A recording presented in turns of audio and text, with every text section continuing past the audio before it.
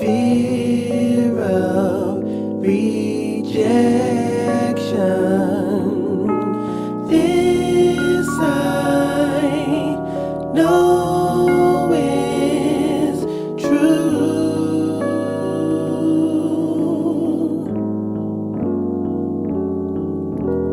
Peace and contentment, no need for resentment. This I found in you. This I found in you.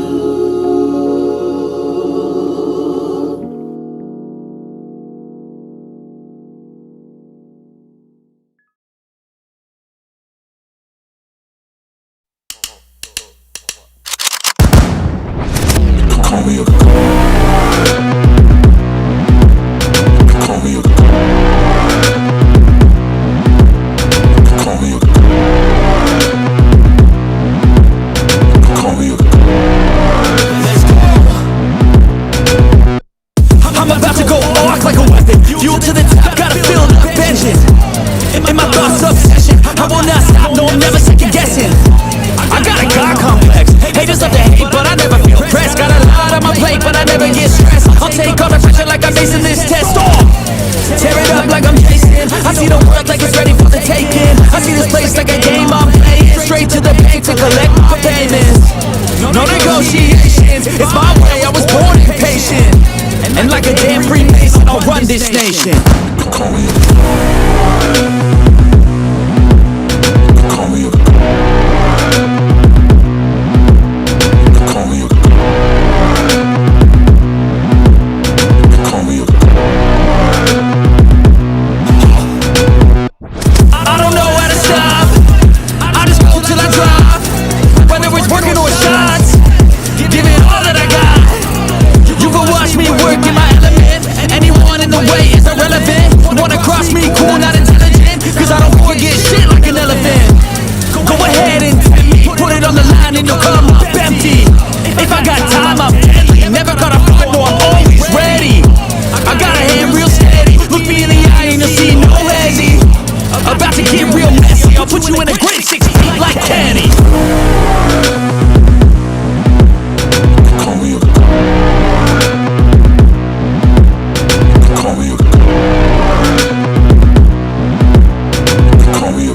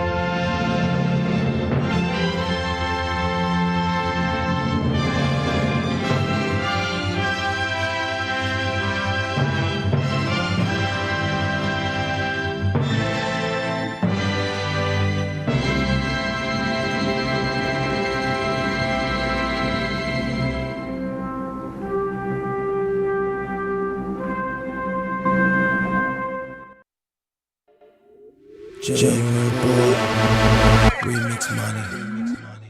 Hail Mary, full of grace. Hail Mary, full of grace. Hail Mary, full of grace. I swear that's what she said. Shawty looking at me, she's a flirt. An all-night creeper, let her know I put in work. But it's something I gotta teach her. Bust it open, bring it back. I'll be ready to attack. Got an automatic weapon, it go pop. She's a wifey in the streets, sweet like a dove. Key station, now she rolling with a thug. She know that I keep her sprung, and you know where I'm from. It's that Chi-Town boy, and I got these honeys speaking in tongues. In tongues. In tongues. In tongues.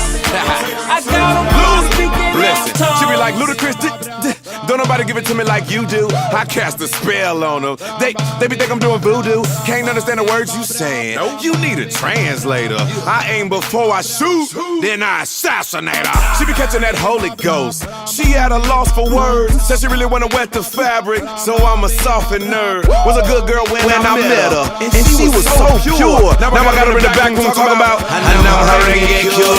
That's what you get when you messing with the boys in the hood that's from the south. We be like, do you understand the words that are coming out of my mouth?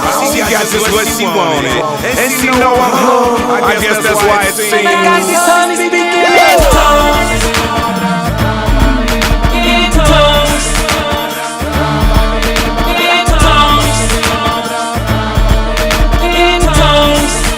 I got them all speaking. She was 6 days a week, get off on a Sunday. Come on late night and then I eat it. She know that I'm happy with more money than collection. She tired, she sliding on me like a throwaway. I mean, Shawty's so fine, you need to pray for her. She yelling, but I don't know what she's saying. She speaking languages that I ain't never heard. Call her Dirty Diana, man, the way she make it jerk. She know that I keep her strong, and you know where I'm from. It's that Chi-Town boy, and I got these honeys speaking in tongues. In tongues. In tongues. In tongues. I got them all speaking in. Shout it what you say. Shout it what you say. Shout it what you say. Shout it what you say.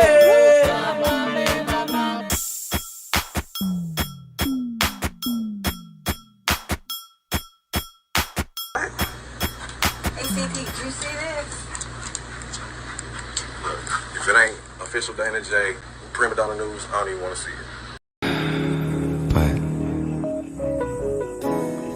I know that there's more. More for you, more for us. DJ discretion. Flow still sick, I ain't talking that pandemic. DJ discretion. Flow still sick, I ain't talking that pandemic. DJ discretion. Flow still sick, I ain't talking that pandemic.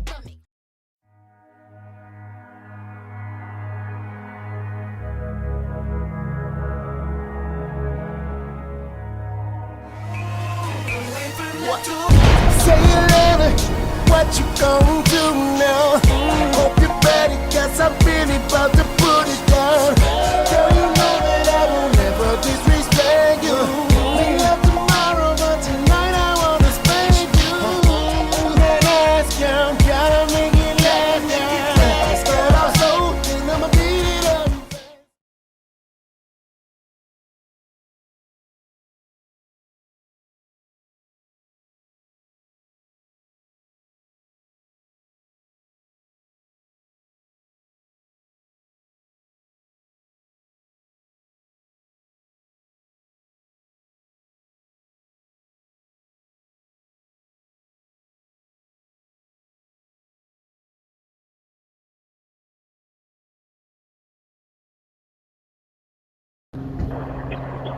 You done fucked with the wrong one, bro. You know that, right? boy, you was a clown ass nigga, I swear to God. Funny as fuck. But you done fucked with the right one.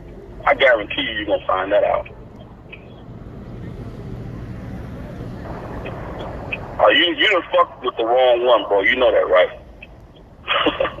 boy, you was a clown ass nigga, I swear to God. Funny as fuck. But you done fucked with the right one. I guarantee you gonna find that out. You done fucked with the wrong one, bro. You know that, right? boy, you was a clown ass nigga, I swear to God. Funny as fuck. But you done fucked with the right one. I guarantee you gonna find that out. You done fucked with the wrong one, bro. You know that, right? I guarantee you're going to find that out. Hey, don't sleep.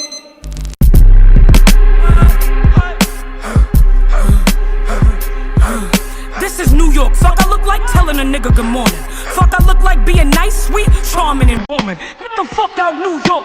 You ain't welcomed anymore. Get the fuck out, New York. We ain't feeling you no more.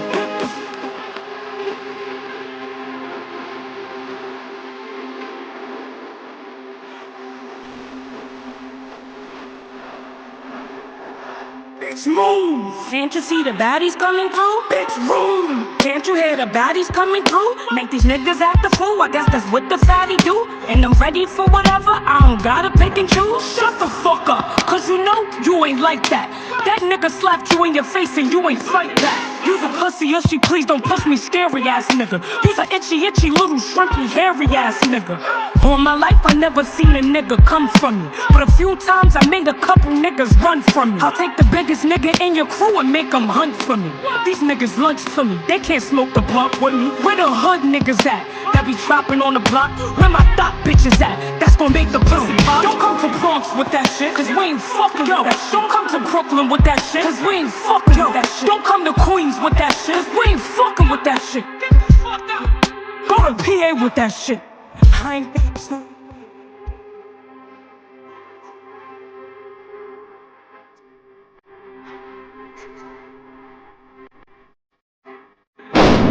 make the nigga pop lock, make a nigga top drop. Niggas gon' feelin' shit from here to the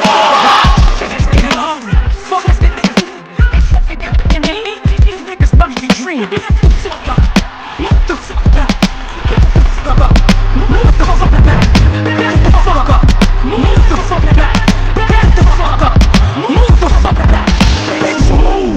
Can't you hear that coming through? Can't you hear the baddies coming through? DMX.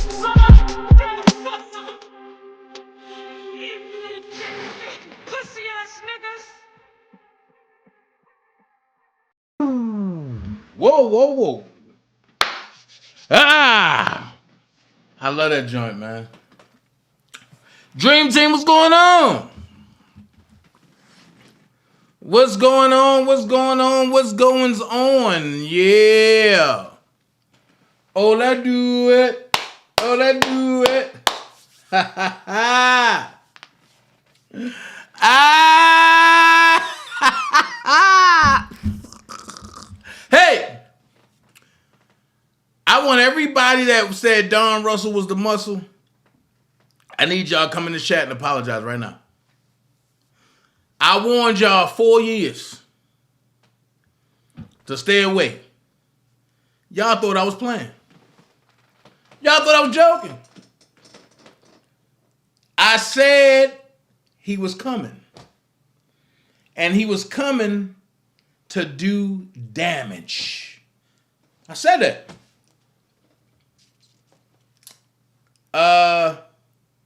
Nobody want to pay attention. I'm echoing? Hold on. 2. I'm echoing? Hold on. 2, 3. 2. Hold on. Check. Sound check. Sound check. All right.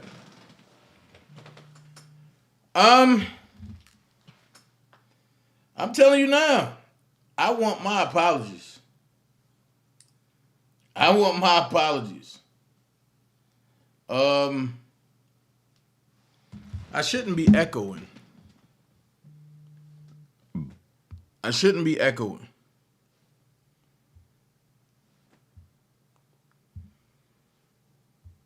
Hold on.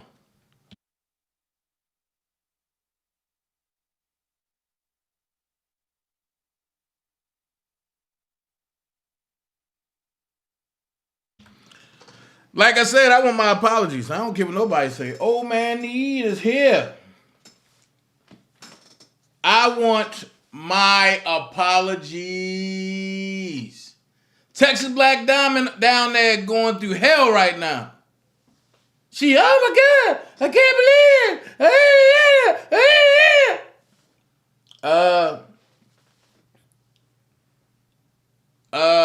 One stink puss. Well, Don Russell didn't do nothing wrong, and Don Russell and this guy, and Don Russell. I don't care.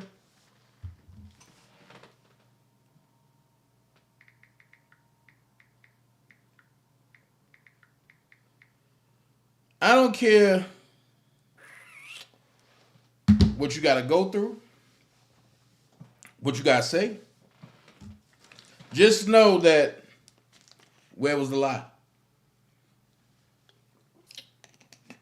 And we're going to rewatch it tonight. We're going to rewatch it tonight.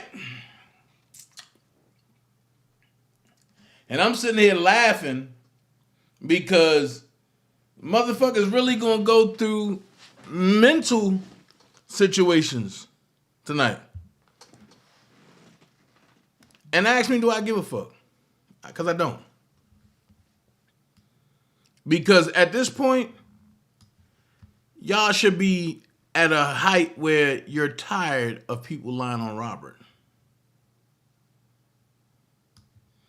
And if you're not, then guess what? I can honestly say you're not for Robert. If you're not tired of people lying on Robert and you here for Robert, I can honestly say you're not for Robert. I listened to about 9 million goddamn lies tonight. About 9 million. And Early was asking questions. Oh my God. Early was asking questions like, so when the last time you talked to Rob? Oh, after 2018, I was done.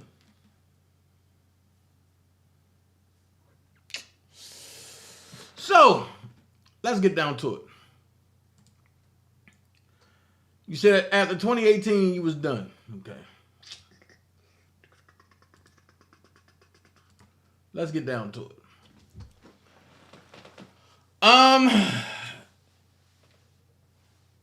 You got a motion to continue surrender date, right? And you got to switch from 2/21/23 to 5/10/23, right?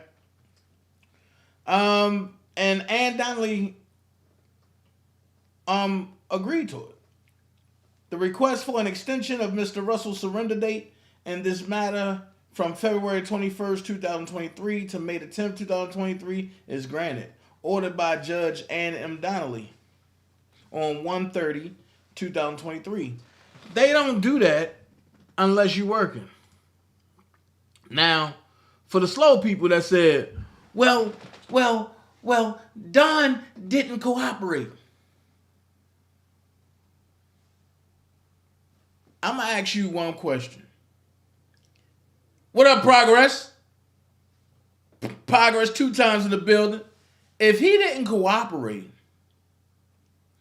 how easy is it for him to jump on a platform now when nobody bullied him or made him do it? But it's hard for him to jump on a platform. No, I'm sorry. It's easy for him to jump on a platform now.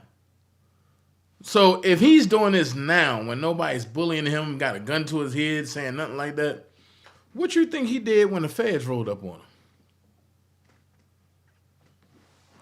When I told y'all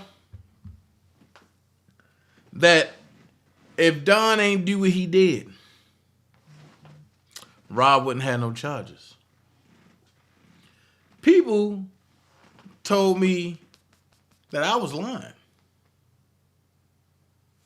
Well, for y'all that didn't see it, you don't got to go rewatch it because you're going to rewatch it here. I'm going to be the one to put it on here. And I want you to be the judge for yourself.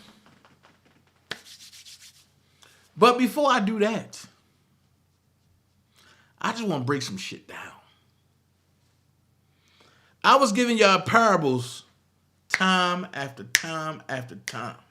And people be like, well, Dana, Why don't you just give us the whole truth? 2 reasons. 1, if I give you the whole truth, you can say something to somebody else that's cool with him that can be countered. And he can counter it and get me put in some shit. So I held it all to me. Point number 2. Why didn't I put it all out there? All at one time? Because I know you can't handle the truth. And when I put the truth out there slowly but surely, some of you ate it and digested it well. Some of you threw it back up. And some of you were just like, I'm not accepting this. I'm not eating this. So what better way is to spoon feed you little by little?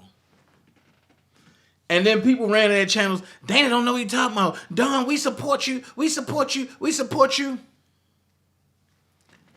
The only reason why he throwing Freeman under the bus is because y'all didn't support the habit of him paying Freeman. If you remember when they was in court, him and Freeman had an argument on open mic. You don't see Texas Black Diamond talking about that. You don't see dude in Bolingbrook talking about that. You don't see the cousin talking about that. You don't see the dude in Houston, Texas talking about that. So I just let it play along. I let it play along. And the way I like it is, I believe in draining the swamp. The question is this: we are at the end of the line. 4 years, Dana going to jail. Dana with Azriel.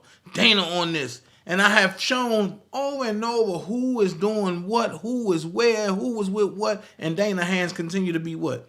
Clean. So why haven't Dana been locked up? Y'all don't want the lawyers. Oh, don't trust DanaJay. This and this and this and this and this and this and this. You know why y'all went to the lawyers and told them that? Because while y'all secretly sit in the lawn and y'all got y'all lower chair and it stick out like a sore thumb, y'all the ones that got the notepad writing down everything I say and then try to take it back to your channel 2 days later and then try to flip it down, put it in reverse it, and it sounds stupid because I'm only giving you a little bit and you don't have the adjective to go with it. So when a lawyer come to you and say, well, tell me all about it, you can only give a little bit of to where I stopped. Why? Because you don't know the truth. You don't know the story. You don't know what happened. How is it that for years, Don wouldn't get on the same channel with me? He went to Choke No Joke, still wouldn't get on the same channel. But then when he finally did, he didn't answer none of my questions. And he had his affiliates lined up there, and I laughed at it all. He wouldn't answer none of my questions. But when I got off, I was all these B's and this, and I'm a clown, and I'm this, and I'm that. But as long as I was there, he was quiet. He was quiet. So, if you stopped dealing with Rob in 2018, how was we able to be on the same basketball team? How was Rob able to tell you, nigga, get the F out my face, I don't F with you, this and this and this and this? Because that was later 2019. That's why I'm glad Tia Ewing, and I ain't gonna front. I'm one of the ones that I keep it a buck. Me and Tia Ewing used to go at it all the time on social media. And we both kept it classy. So then I sit back and I say, how you doing, Angel Bird? So I sit back and I say, how is it that 3 things happen and 3 people are involved? Thing number 1, how is it that you give a lengthy interview with Tasha K. And Tasha K say, well, I sat up there and I looked at all the documents and this and R. Kelly team, and I'm so warm and I'm happy and this and he's coming home. Tasha K said that. Before she said it, I told the Dream Team, I said, she's with Don. Some people's like, oh, Dana, are you stretching? And then when it came out, they was like, how did you know? Nobody else talks to Tasha K. Nobody.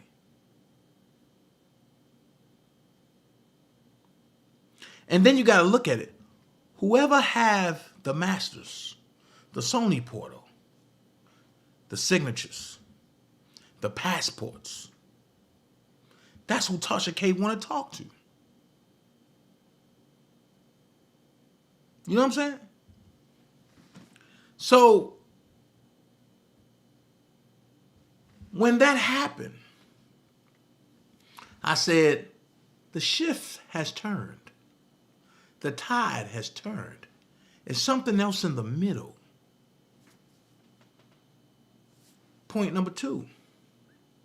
Person number 2. Tia Ewing. When Don reached out, or however, they said that his wife reached out. Pay attention.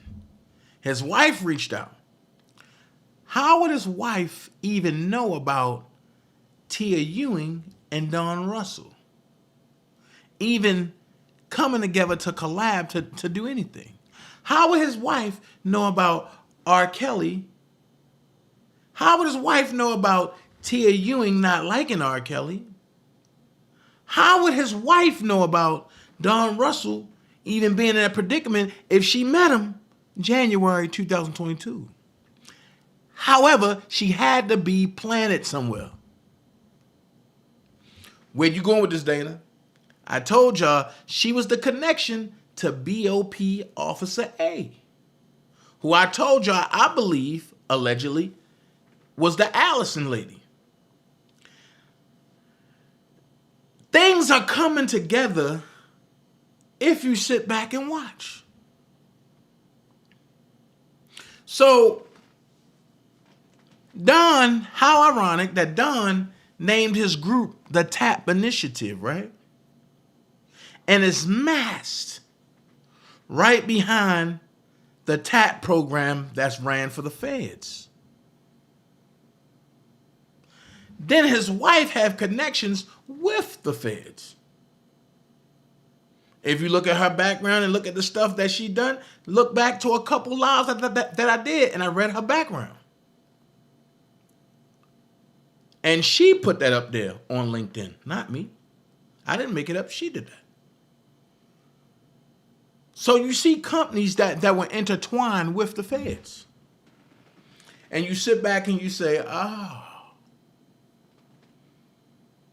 So as you sitting back with the aha moment, and you saying, okay, his wife is implanted. It's ironic that him and his wife just met. That just don't happen. It's just ironic that they got married 30 to 60 days after they met. So you sit back and you just be like, okay, Don been scheming for a while. Let's go back to the Tim Savage interview when he tried to tell him, go to TMZ. I got my man over there. He'll give you some money. How you know that? But see, people just often looked over the shit. Last point number 3. I talked about the BOP Officer A. I talked about Tia Ewing. I talked about Tasha K. That's 3. Now I'm going to give you a bonus. Sharon Winbush. Where does Sharon come into play with this? Well, Sharon was talking to Don's mother all the time. Even Sharon Winbush got thrown for a loop. Because she thought she had it. She thought she had it locked in. Until one day, A little dark-skinned dude from from a Baltimore, not from Chicago, from Baltimore that got a lazy eye, went live and talked about Don Russell's mama. And Sharon said, ho, what's going on? And then when I talked about the masters, nobody believed me.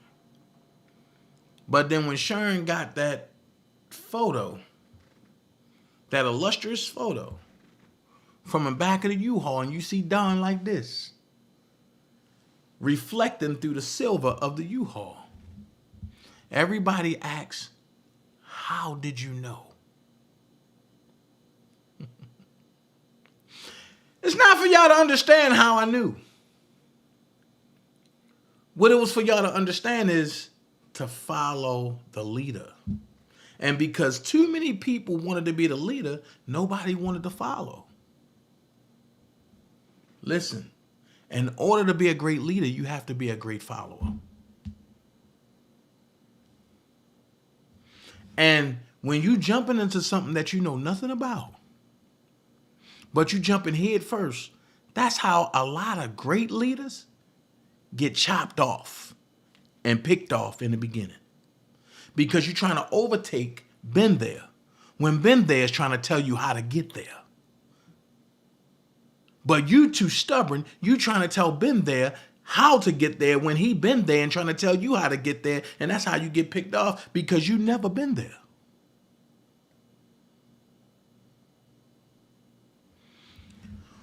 With that, I had to, what's the word I want to use? I had to infiltrate a lot of things. I had to infiltrate some groups. I had to infiltrate some circles. And I had to just sit there. And no matter how bad I wanted to respond, I had to sit there. Some groups that's on Facebook, I'm still there. You don't know I'm there, but I see the chaos that y'all doing. You would never know who I am in them groups, because I just like to sit there and watch.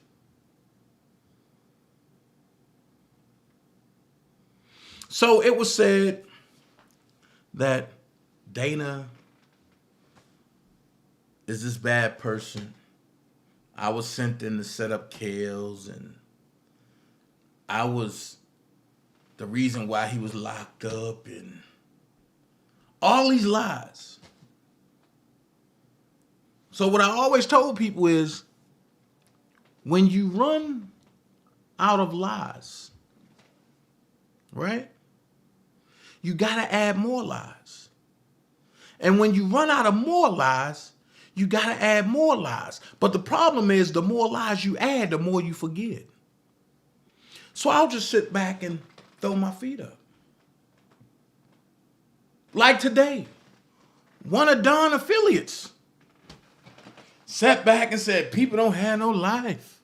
They trying to associate me with Don Russell. Wait a minute.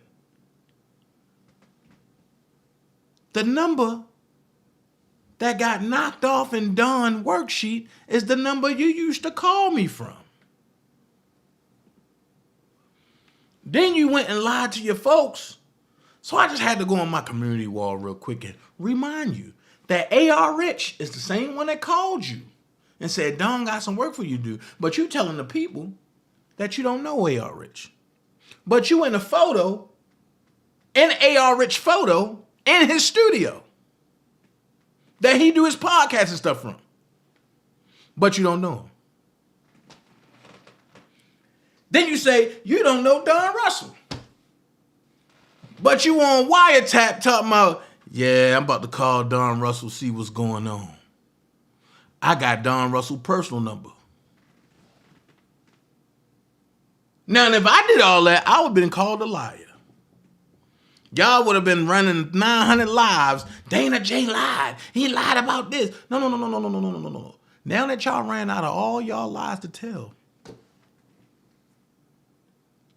let's spin that block. And let's talk about the people who really was in cahoots of setting R. Kelly up. See, I can withstand the rain. So while y'all singing New Edition, Can You Stand the Rain? I'm going to come back and I'm going to sing old boy version off of BMF. The rain keep falling. That's a whole different rendition. That's a whole different rendition.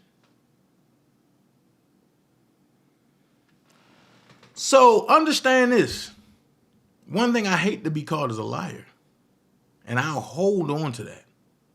And the first chance I get to bust your head open with it, I'm going to spin that block and do it. Now let's go here. They said, well, Dana doing this for cash apps. They even went to R. Kelly homies and said, Dana stealing from R. Kelly. The homies even called me with lawyers on the phone. Yo, are you sure you ain't take no money? I wish them homies was around now. Because I would ask a question. Did you take any money? Did you steal from him?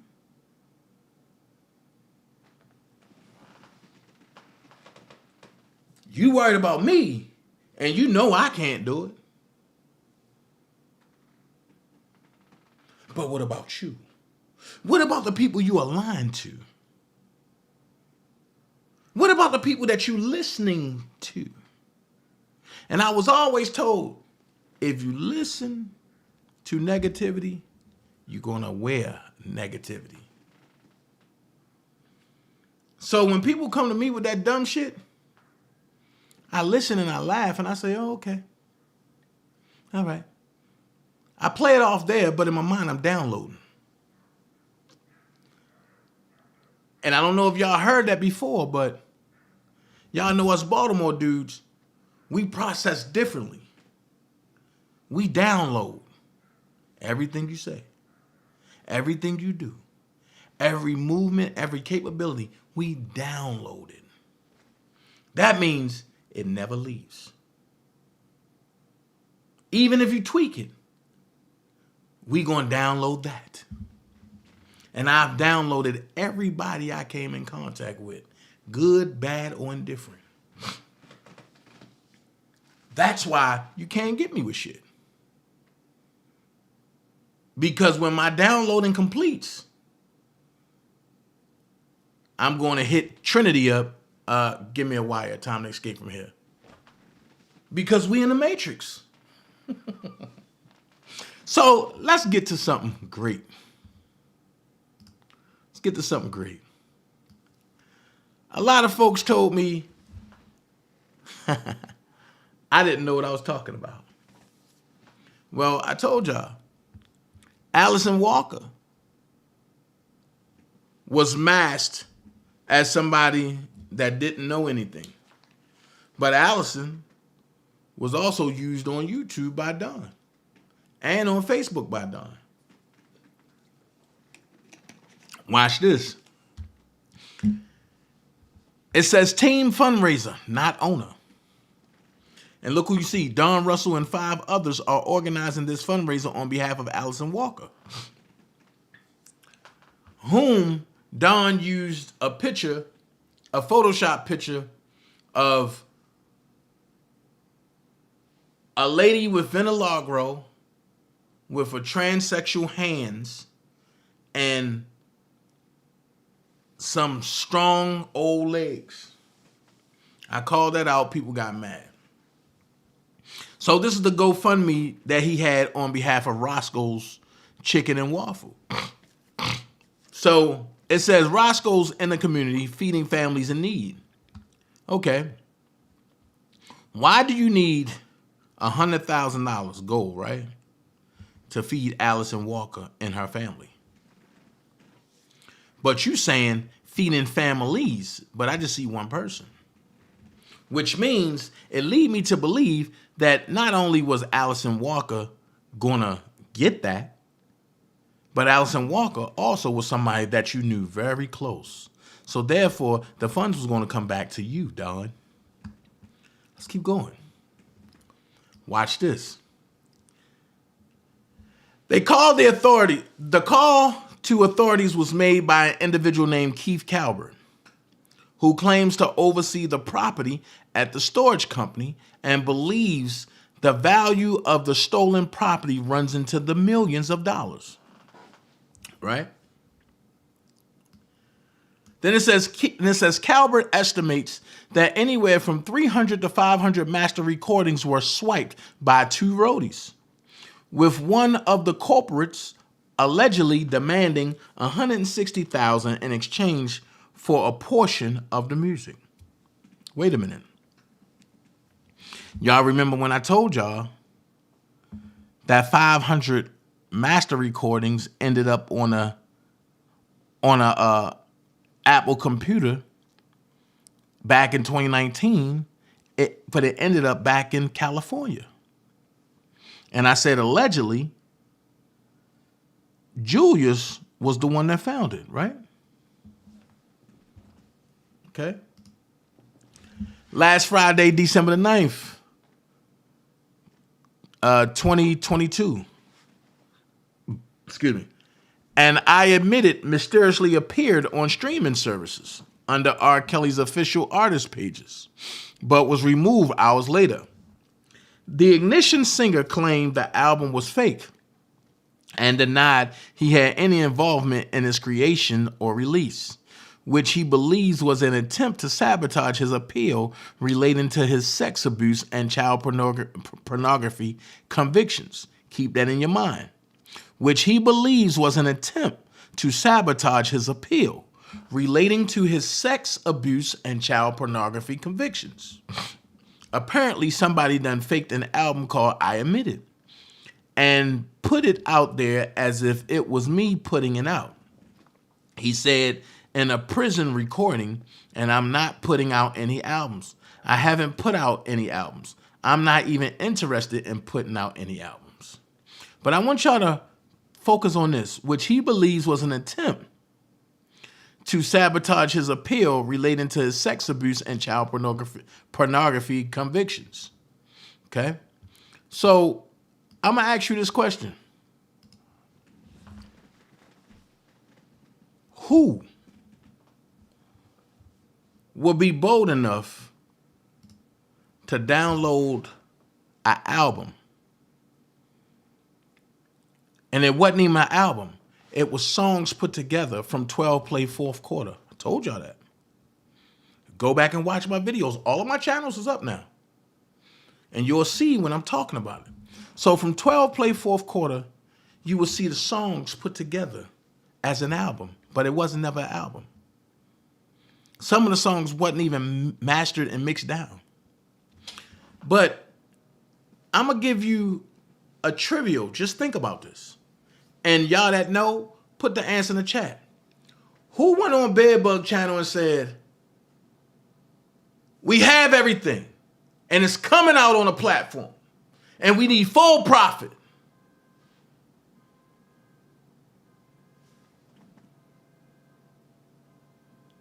Hold on.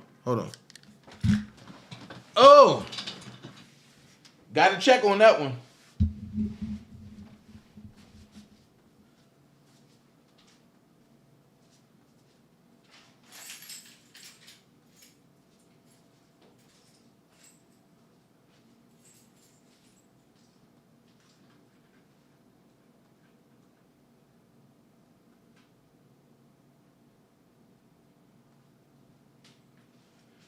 All right.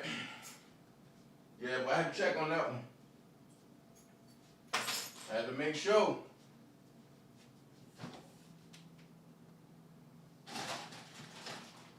Okay. I got it. Got to get back to the live. Hold on. Sorry about that, y'all. The car alarm was going on. But who said, we putting it out? We need full profit. And we know how much the lawyer's gonna cost, right? Now, mind you, this is 2022. When he's saying, we know how much the lawyer's gonna cost. But you heard him say he ain't mess with Rob after 2018, after the 8 months. From that point, you heard him say, and you heard this person say, and I want to quote him right, DanaJay stealing money. The dollar for the king wasn't good. That's not helping Rob. That's helping him.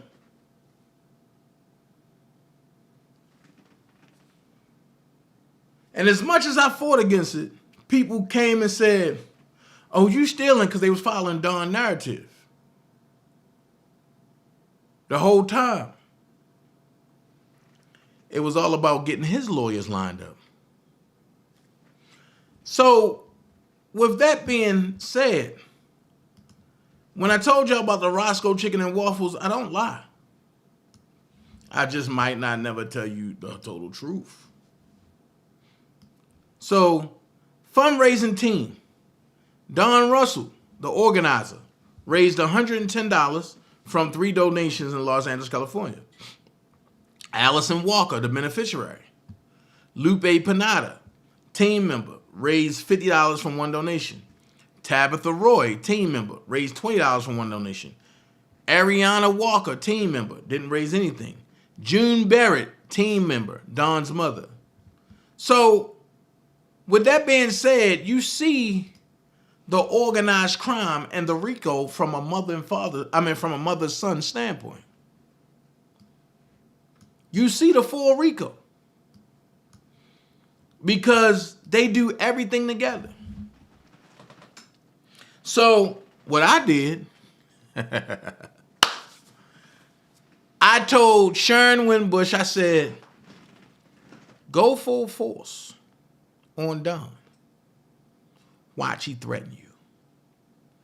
Sharon said, Don ain't gonna threaten me. He ain't crazy. Sharon went out there and talked about everything that was going on. Talked about how Rob won his masters back and everything, right? Watch this. Right after that, this came out. Right after that, this came out. I don't know if people remember this. Hold on. I don't know if y'all remember this. But Sharon said R. Kelly and his lawyers are effing pissed. Give everything back, Don Russell, before this gets worse. Look at what he said. Why?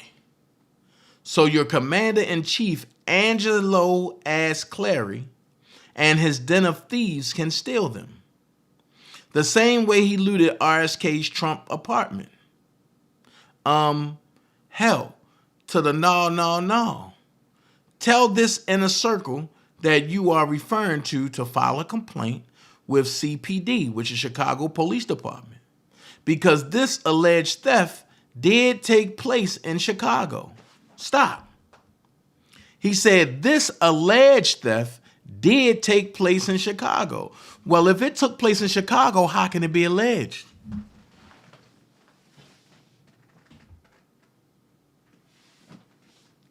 That part right there, Chris Terry, he deleted that comment. So if the theft was alleged, how did it take place in Chicago if it was alleged? It's either it happened or it didn't. We as bloggers throw alleged out there to keep us from lawsuits.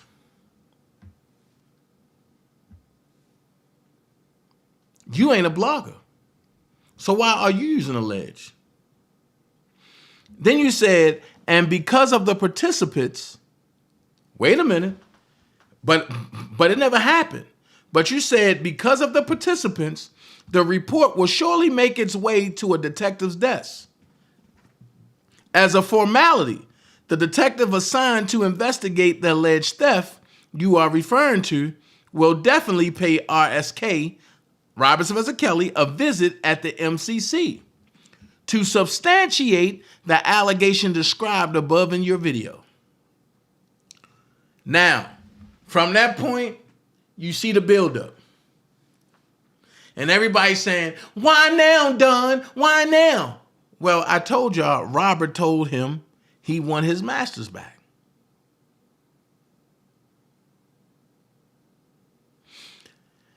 From this paragraph, the second part is why we here now. And I told y'all that it was coming. And this was the reassurance that I needed to know it was coming. But everybody said, Dana don't know what he talking about. Dana just hating on Don, this and this and this. This is what he said. He said, if he corroborate your defamation of my character, meaning if Rob corroborate and say that Don stole his stuff, then and only then will shit get real. How real can it get than it is now? So when Robert substantiated and took it from allegation to truth and fact, now you got Don that's sitting back saying, okay, y'all want me to help y'all? Now y'all got to help me. Let me get an extension on time to turn myself in. I'm going to put it all together for you. And I don't want to jump ahead of myself, but he said, if he corroborate your defamation of my character, then and only then will shit get real. On another note, I see whenever you low-life bums, the Clary Knights, want to get your YouTube numbers up, you create false narratives. And as long as you tie my name to it, you get the attention you desperately desire. Pathetic, shaking my effing head and laughing my A off. At the same damn time, keep it up. Keep it up. I'll cash in on it later. Hold on. You'll cash in on what later? I'll tell you what they're cashing on. He have the masters. He's going to find a way to liquidate them without Robert's true signature and without anybody giving him power of attorney. But he have to go away for a minute. And when he come back from going away, then he'll cash in on it. All right? Until then, may your numbers continue to soar at the expense of others. Note, securing RSK's fans early on by posing as one of his supporters was a good move. And your effort to control the narrative, that's what he tried to do. But it was people like me, big dude, that didn't care about anything that he was saying that put it out there. But then he said, but it is not a checkmate. So if it's not a checkmate, then what is it? Because now you have sold yourself short. You have given yourself to the devil. So with that being said, technically, I told you what you're looking at is a movie.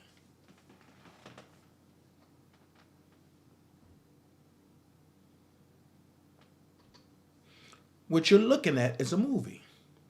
So what I want you to do is sit back, relax, go get your popcorn. Because we're going to look at Tia and Early interview with Don Russell. And I'm going to break it down piece by piece by piece. So if we don't get through the whole thing today, then guess what? We going to get through it. Also, don't forget, if you want to support this channel, you can hit the Cash App, which is $OfficialDanaJay, or you can hit the Super Chat, which is the box that got the $sign on it. Or you can just join this channel. Don't forget Dana J Patreon. But however, we going to get there. It's Patreon.com/OfficialDanaJay. Please join. I got a $5 tier. And I got stuff in there that's loaded. So, without further ado, let's look at the interview from Tia and Early and Don Russell.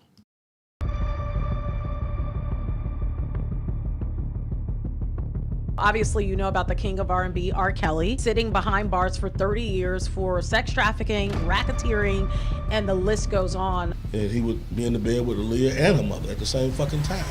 I mean, I don't really want to hear that shit, but that's the fucking truth.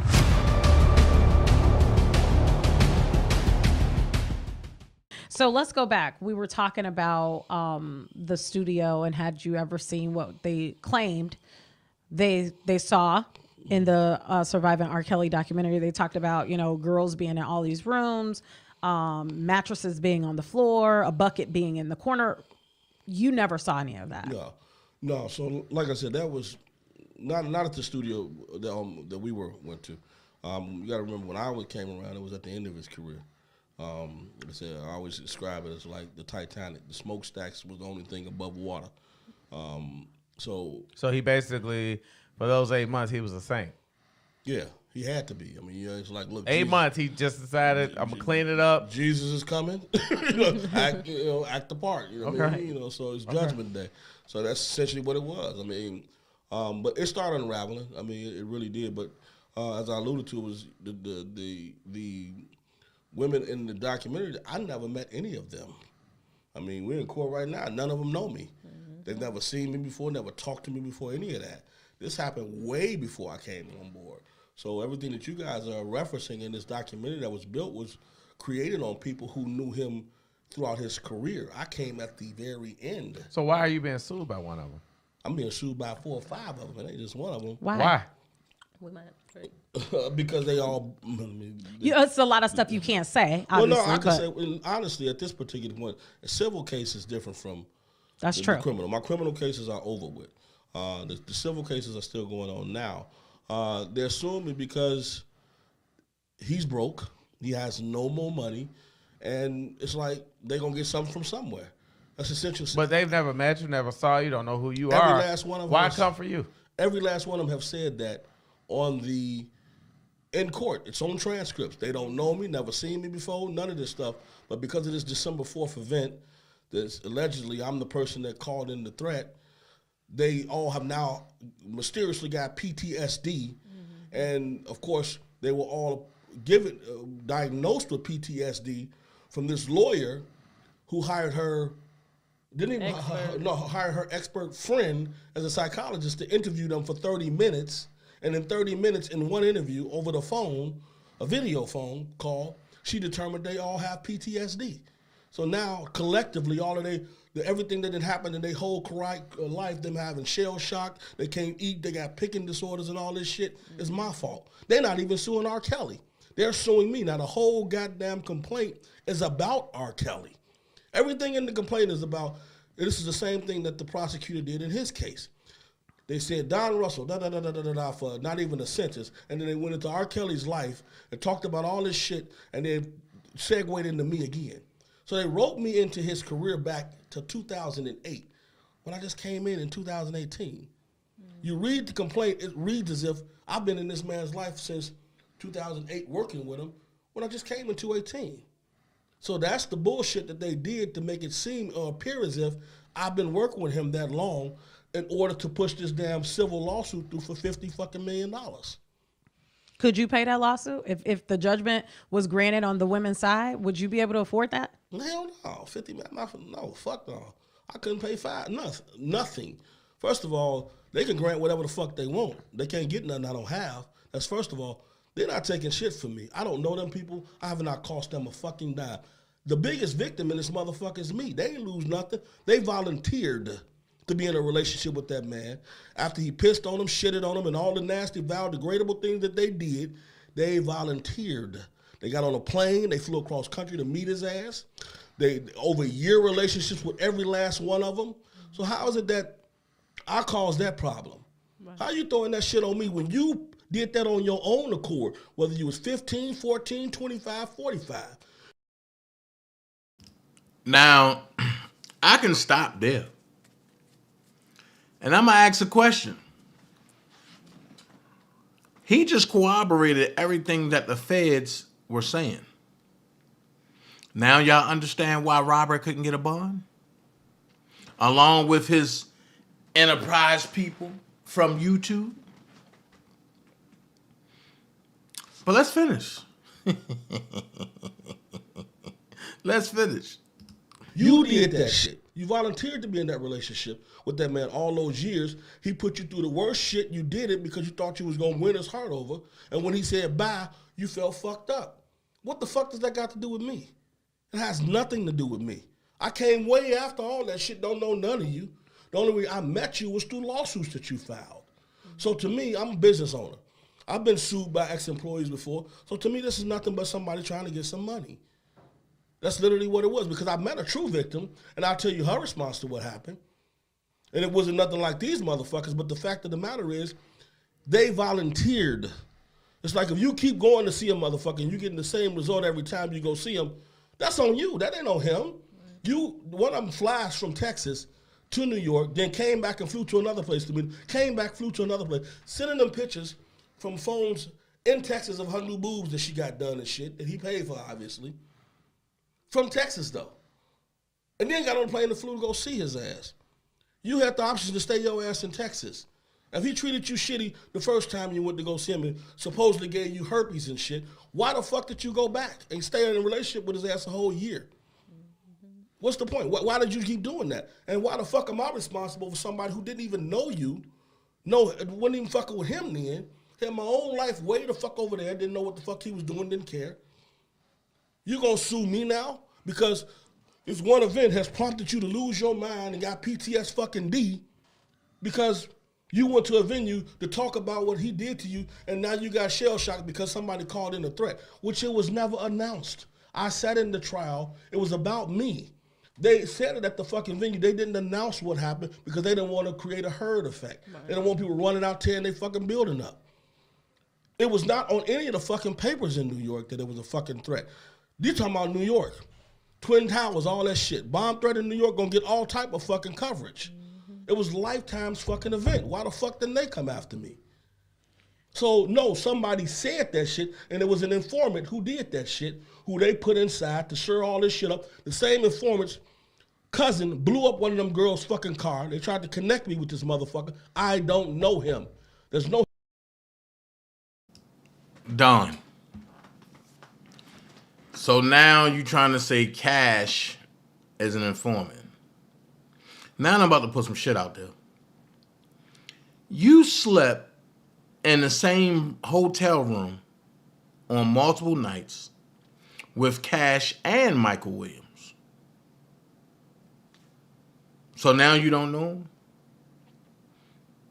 You set the bush on fire in front of Cash grandmama house down in Valdosta. You tried to run Cash Jones off the road because she wouldn't be with you. But you don't know her cousin that's with her everywhere she go. You contacted her and her cousin. And when that happened, it just so happened that she spent you and you thought she was at Newhouse when she was in Miami. Let's finish. History of me ever knowing this motherfucker. Michael Williams, he's doing time now. But he was connected to this fucking, I can't say her name, but anyway, she was a publicist, first for Lifetime, which is how we met her. She claimed she was involved with worked for Lifetime, and she was hearing all these stories from these girls and they was lying. She was sick of hearing it, so she wanted to send the information over to us to help our side out. She first met a guy named Julius, who Julius trying to hit on her. Hold on. I thought Dana was lying. That's what they said. But now you see Don coming out and telling you how Cash got around within the camp.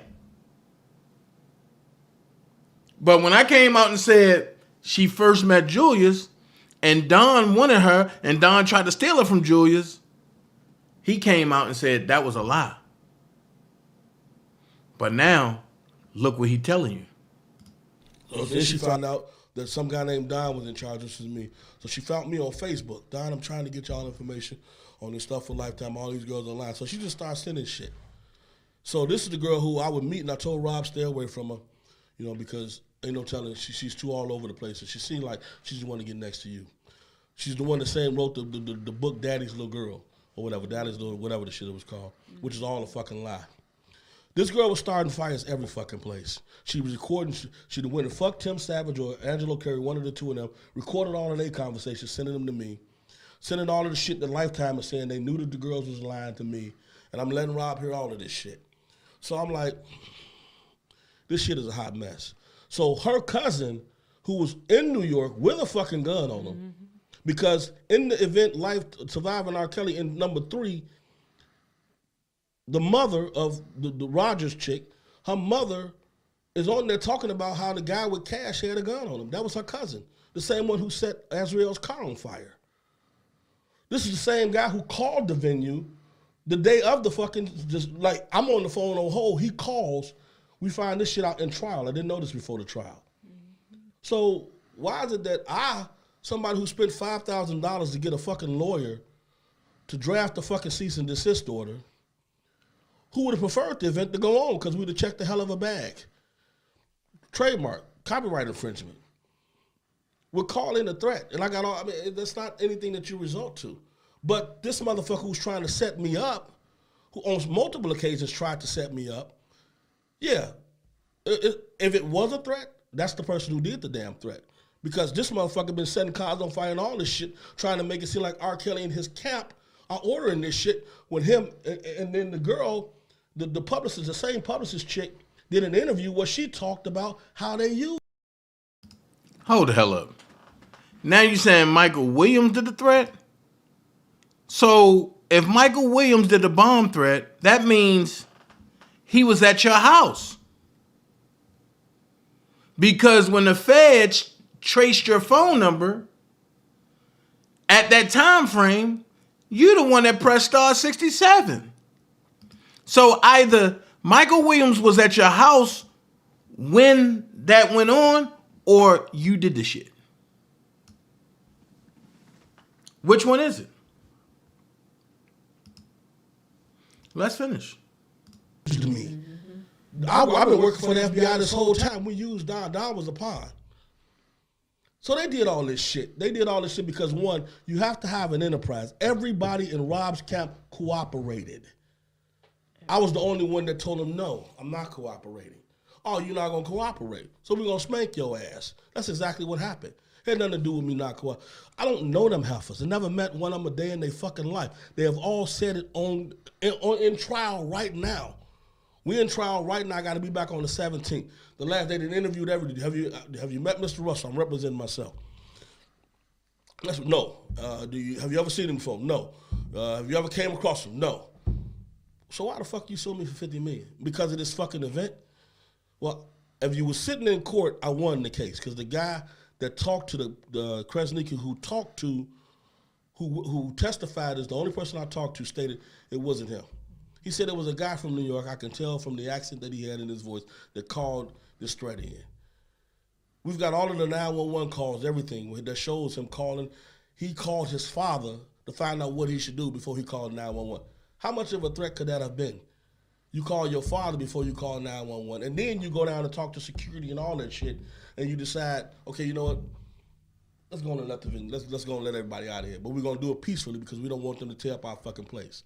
So all of that's on record. What I agreed to saying is on record. Now, I did not agree on record, and I pled guilty to what I agreed to. What I agreed to that's on the fucking transcripts right now was when they asked me, Mr. Russell, on December 4th, did you purposely mean to intimidate Mrs. Rogers? I said, okay, my intimidator, what did you What do you mean? What did I say? No. The first one was that you threatened her. I said, okay, by threatening her, can you repeat to me what I said? I want to agree to what I said. And I said, let's take it a little farther back. When she called me, because I didn't call her. I never had any contact information on them. Cash gave them my number. She called me. And that's on record. So they said, did you, when you spoke with her and you threatened that you would say this exactly right. You threatened her stating that you would file charges against her if she continued to reach out to you. I said, yes, that's what I said. That's what the threat was. I threatened her with filing charges against her. Then they read the next one. Mr. Russell, did you or did you not mean to intimidate Mrs. Rogers when you spoke with her on the phone? I said, okay, well, can we go over what was said that was so intimidating? I said, well, and let's go back. When she called me and cursed me out, first, I responded by saying, yes, you have a potty mouth to be the first lady of a church, and you really need to be careful who you calling with this shit. And I hung up on her ass.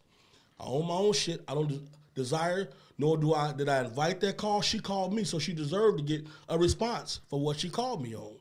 The last one, did you purposely mean to embarrass the other Rogers girl when you sent nude pictures of her to Lifetime? I said, okay, let's see these pictures, because I need to see exactly what it is that I sent to Lifetime. I don't have any nude pictures of her. Where would I get nude pictures of this girl from, right?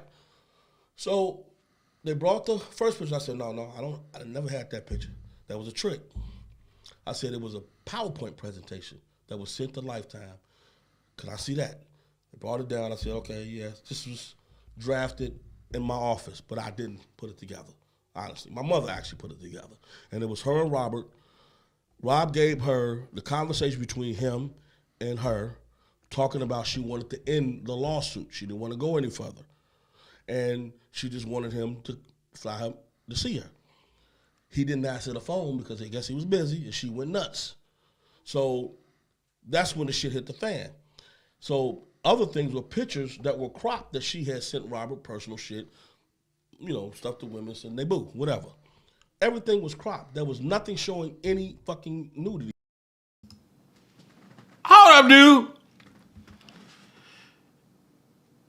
Your mother put her neck on the line for your ass, and you just threw your mama under 6 Greyhound buses. Dude. You threw her head first under 6 Greyhound buses. Boy, with a son like you, she don't need no enemies. God damn. Now you saying that her and Rob put it together? Boy.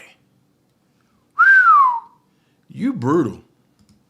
Facebook is not going to allow it. YouTube is not going to allow it. The same video that they're speaking of is still up on YouTube today. If it was nude pictures, they would have took the shit down, period. And all the video said was, the bank is closed. The dude ain't got no fucking money. Stop suing him.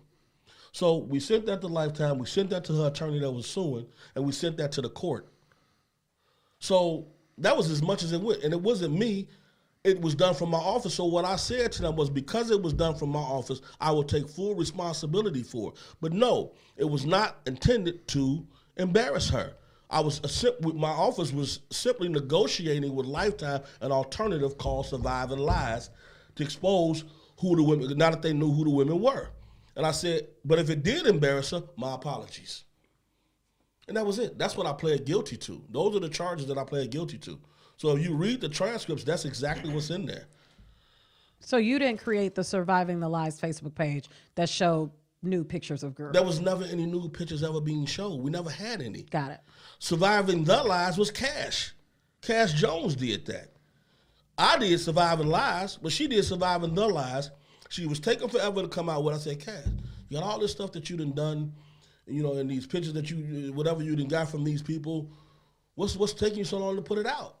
So I sent her $500, which is noted to put the, because she's like, nah, my money's low. I got to pay for this, which was a fucking lie. She didn't need it. I got to pay for the hosting and all this stuff. I said, okay, fine. I'll send you the money. I sent it to her via Cash App or something like that. And she never put it out. So what I did was open up a Facebook page called Surviving Lies. and we put out the same PowerPoint presentation that we sent over to Lifetime. There was no nude pictures ever on there. So now this is the... So Don, so you didn't go on Texas Black Diamond and showing Faith nude pictures?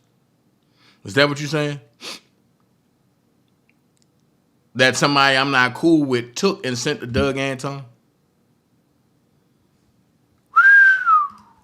Part in and you can Surviving R. Kelly where she said that someone asked to meet with her. It was the mom and the dad. Right. Yeah. This is the part we're And talking they went into about, a right? restaurant. And they went into a The guy had the restaurant. gun, right. And Don Russell, you playing with a firestorm. You know Cash gonna burn your tail up.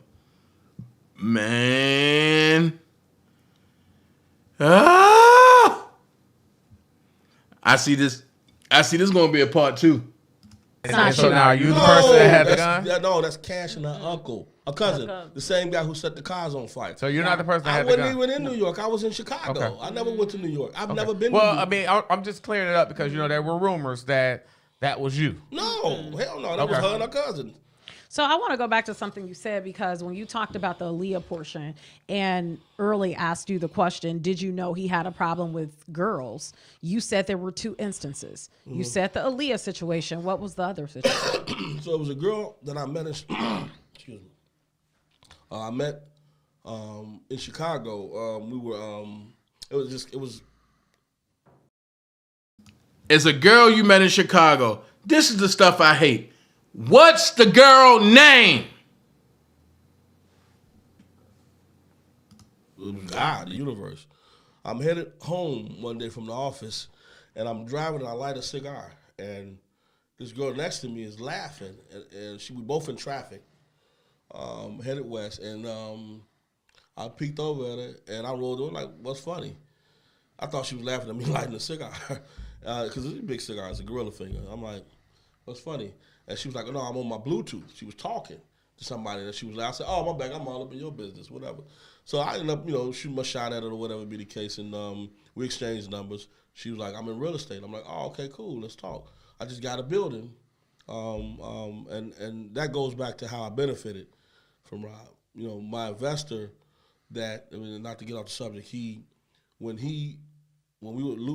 our lease was ending in the office, he was losing the studio, my investor gave me a 57,000 square. He didn't give it to me. He gifted my nonprofit with a 57,000 square foot building on the west side of Chicago. He owned it. It was in demo, and it took a few dollars to get it back off demo. But that's why I say no, because that building is what we're building this new whole oasis off of today. So indirectly I benefited, but not directly from him. So getting back to Nicole.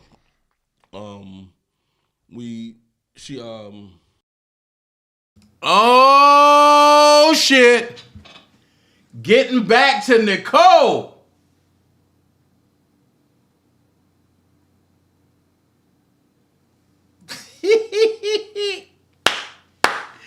Getting back to Nicole. If y'all missed that, let me spin that for you real quick. Let me take it back. Right there. Square foot building on the west side of Chicago. He owned it. It was in demo, and it took a few dollars to get it back off demo. But that's why I say no, because that building is what we're building this new whole oasis off of today. So indirectly I benefited, but not directly from him. So getting back to Nicole, we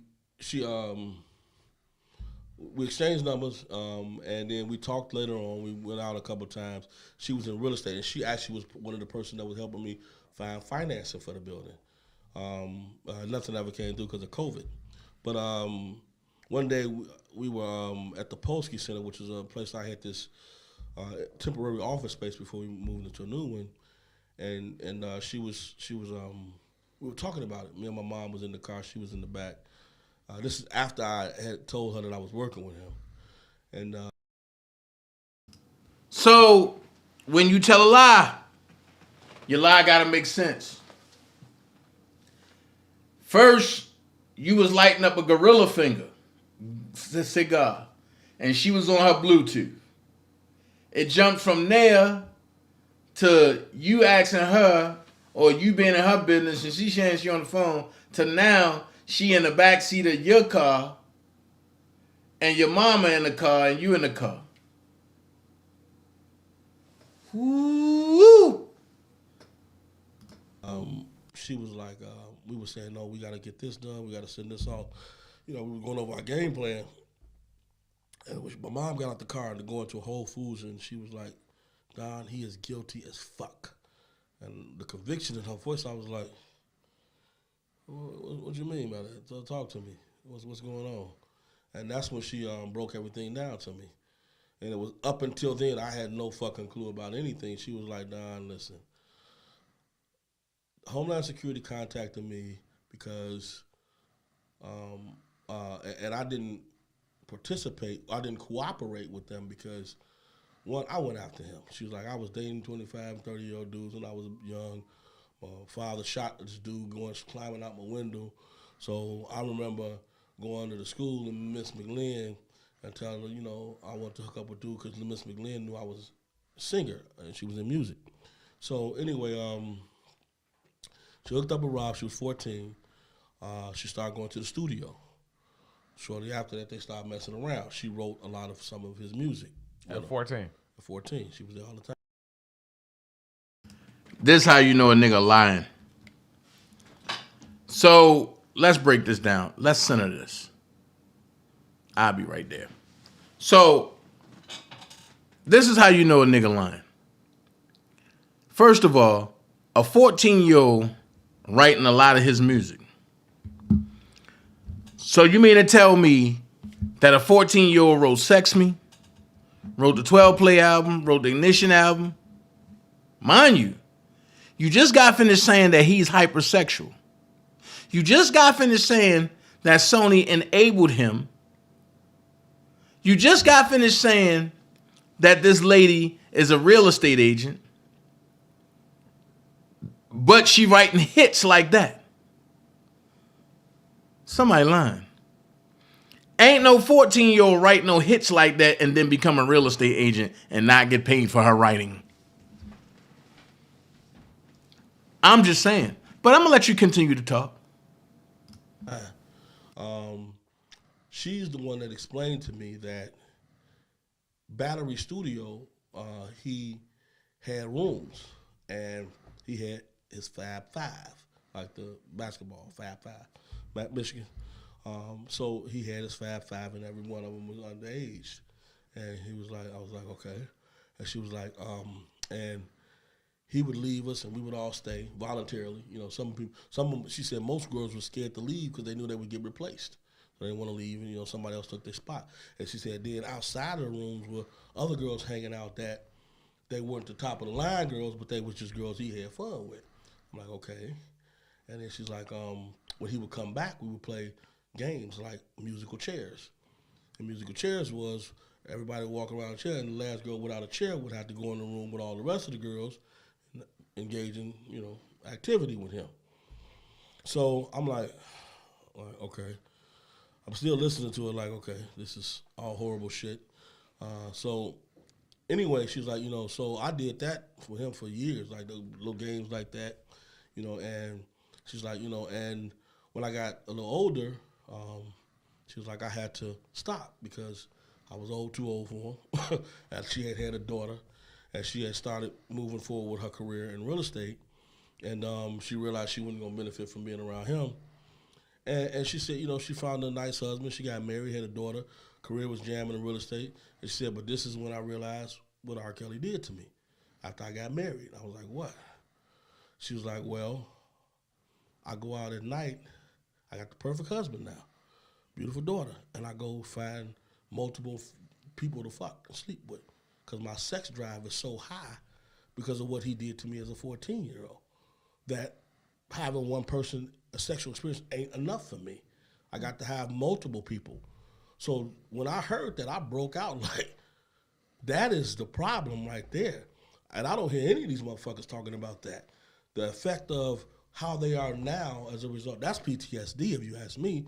He did something that traumatized the shit out of him, and now she's got to sneak out on her husband looking for 4 or 5 women to fuck on because her husband ain't enough. So now she's married to a man and a woman, because they can't satisfy her sexually because of what R. Kelly did to her. Problem.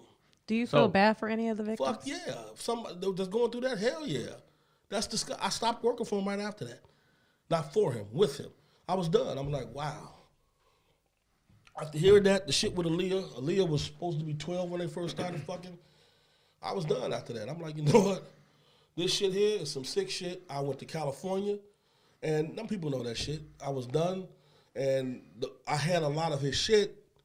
So, like, you know, I would fly back to make sure stuff was getting transitioned back to him, but I was done working with him after that. You didn't have the tapes, did you? What tapes? Had you ever seen the tapes, these sex tapes that he supposedly recorded?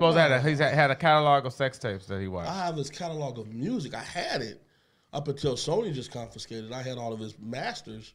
And I'm sorry, let me rephrase that. I didn't have them. I know who had them because we negotiated. It was a company who was supposed to be shooting a documentary that was supposed to come out before Lifetimes. And I negotiated that deal. And when I found out what happened, I went back and counseled the shit, and that was it. And they because they put money up, those masters stayed in their care until they got paid back, which they never got paid back. So they lost about $1 million that they invested too. So let's fast forward to today. So of course we know, and we're talking about masters of music, right? Not none of those other shit. Yeah. Right. So let's fast forward to today. We know this is your wife. Alicia, she reached out to me via social media and said, hey. Hold on. Now Don said he don't have the masters. He know who had them, right? You know, just hold on. Just hold on. And we're going to break this down tonight. Hold on. Hey, you know, I'd like for you to interview my husband. He wants to clear his name. Earlier today, you said something. You said, and we know, we spoke about this earlier. You did the interview with Tasha K. And I guess it sounds like you were. I saw the interview. I watched the interview because I wanted to prepare for this interview. And to me, it looked like you were holding back in that interview. I mean, a lot of people, even in the comments, were like, well, that part, Nita. Really not saying anything. You know what I mean? It was almost like, what's the point of this interview? And you said earlier that, you were in trial, and the case was pending. And then today you said, fuck it. I don't give a fuck no more. Well, so my question is, why are we here today? What you want to clear your name? What is it that you want to say that clears your name? That clears your name. Well, one, I mean, first, I've never been his manager. Now, I did things that managers would do because there was nobody else to get it done. And I thought it would help as far as the investment. I mean, I'm not one of those guys that, my work ethic is second to none. I mean, when I get on something, I don't know how to come up off of it until it's done. So the plan was to get the music out on the platform. Never happened. I mean, I still got the records now. I could put them out if I wanted to. But the fact of the matter is, I was never his manager. I own my own business. I've always owned it. I was only in his immediate, circle I'm not going to say circle, his presence for 8 months. Everybody's writing me in all the way back, and the way that part, Freeman, you caught it. Hold on. Which started at the prosecutor's office, and it started with that goddamn complaint that they wrote that wrote me into this man's career all the way back to 2008 when I was not in his shit at all. I was nowhere close to him. I don't know any of them damn survivors, the victims, whatever you want to call them. I don't know any of them. I mean, so I want to clear that up. I didn't threaten anybody. I was literally going about protecting my investment. I didn't cooperate with the authorities because I'm in Chicago. And at that time, it was at the height of stuff. I don't want to be involved in that shit. I got brands to protect, family to protect, kids to protect. I didn't want them in that shit. That's why I used the name Colin Dunn, an alias name, to keep myself out of the shit. So that's, that's the, you look at anybody who gets into some shit, it's like me and you friends, right? And I've been knowing you 20, 30 plus years. We met, we got this badge and we was in Boy Scouts together, right? And you got out of Boy Scouts, I did with the Silver Stars. I don't know if that exists or not. I'm just making this shit up, right? But we both got out of it with that, right? So we vowed we're going to be boys, whatever we go off and do. And 20 years later, I see you out on your yacht is going down in the middle of the ocean, and you out there peddling water and shit, trying to stay afloat, and hollering and shouting. There ain't nobody else around you, but I happen to just catch a glance at you. I dive in the water and I swim my ass. So you see me. I'm hollering back and forth. You still saying, yeah, come help. Swim out there and I come get to you and shit. And when you get to you, you say, man, I'm cut and I'm bleeding out. I'm like, oh shit. And then I look underwater and it's fucking Moby Dick, Jaws, piranhas, all these horrible motherfuckers finna tear your ass apart. And then you say, oh yeah, I forgot to tell you about that shit too. That's fucked up of you. You should have said, nigga, stay your ass ashore. It's looking real bad out here for me, right? That's what he did. I got my ass out there in the shit, and he didn't even tell me. I had to go searching through shit, finding shit, and then bringing it to him like, bro, is this for real? So is this why you called him a manipulator? Yeah. Because earlier You talked about the said signature. he was a manipulator. You talked about the signature. What's the significance of all of that? Well, I mean, it's a whole bunch of that. I mean, obviously, this whole thing is about women he manipulated, obviously.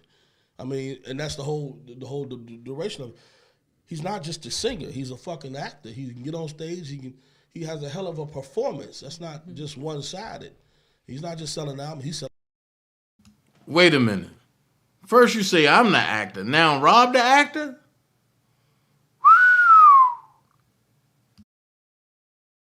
Our shows too. I mean, so when you take all that and you bundle it up, this is a guy who has a gift of getting what he wants from people. You know, and at that particular time, he didn't have anybody. And I was the closest and smartest thing to him that he trusted. So, yeah, he opened the door, which he should have said, Don, listen, I'm about to be charged with fucking on 14-year-olds. And I actually do have a problem with myself because as a kid, I was fucked on at 7. My sister, my father, my grandfather is my father. All these things he should have told me and gave me full disclosure before I made a decision to go forward.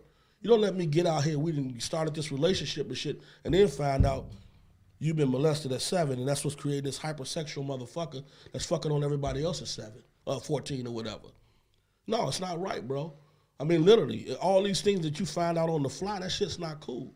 Give a motherfucker, let him know what he getting himself into in the beginning, and that's the part about it that I could not say throughout my and his trial. I was never told any of that shit by him. I mean, and I kept that shit to myself because, one, he is on trial. I've already been told if I say anything about the fucking trial, they pulling both my bonds and taking my ass to jail. I couldn't reach his lawyers, nobody, and tell nobody shit. So it's like, I'm in this position right now, I really got to be careful. And because I didn't cooperate, you know what, let's spank this motherfucker and let this RICO thing be him and Robert. So now I'm the enterprise, so you have to write a complaint writing me into his career all the way back so you can prove that he's part of this enterprise? Where's all the motherfuckers that was in videos that got 20% of them fucking checks from management and all that shit? The ones who walked them bitches in. The one who did all that shit that you did. Every one of them heifers can point out anybody. They can't point out me. Where's any of them motherfuckers? Where they at? Why are none of them motherfuckers locked up with his ass?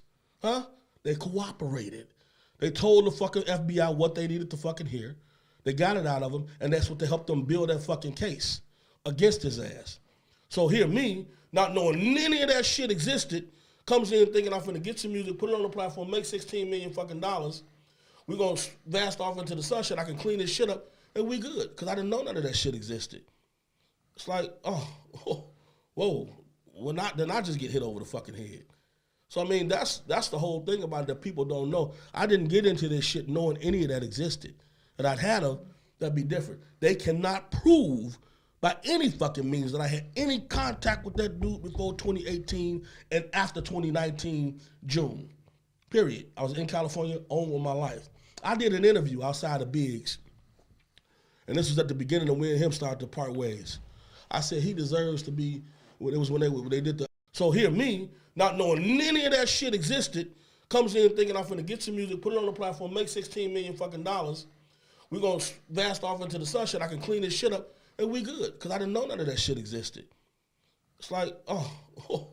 Well, then I just get hit over the fucking head. So I mean, that's the whole thing about it that people don't know. I didn't get into this shit knowing any of that existed. And I'd had them, that'd be different. They cannot prove by any fucking means that I had any contact with that dude before 2018 and after 2019 June. Period. I was in California, on with my life. Stop. So,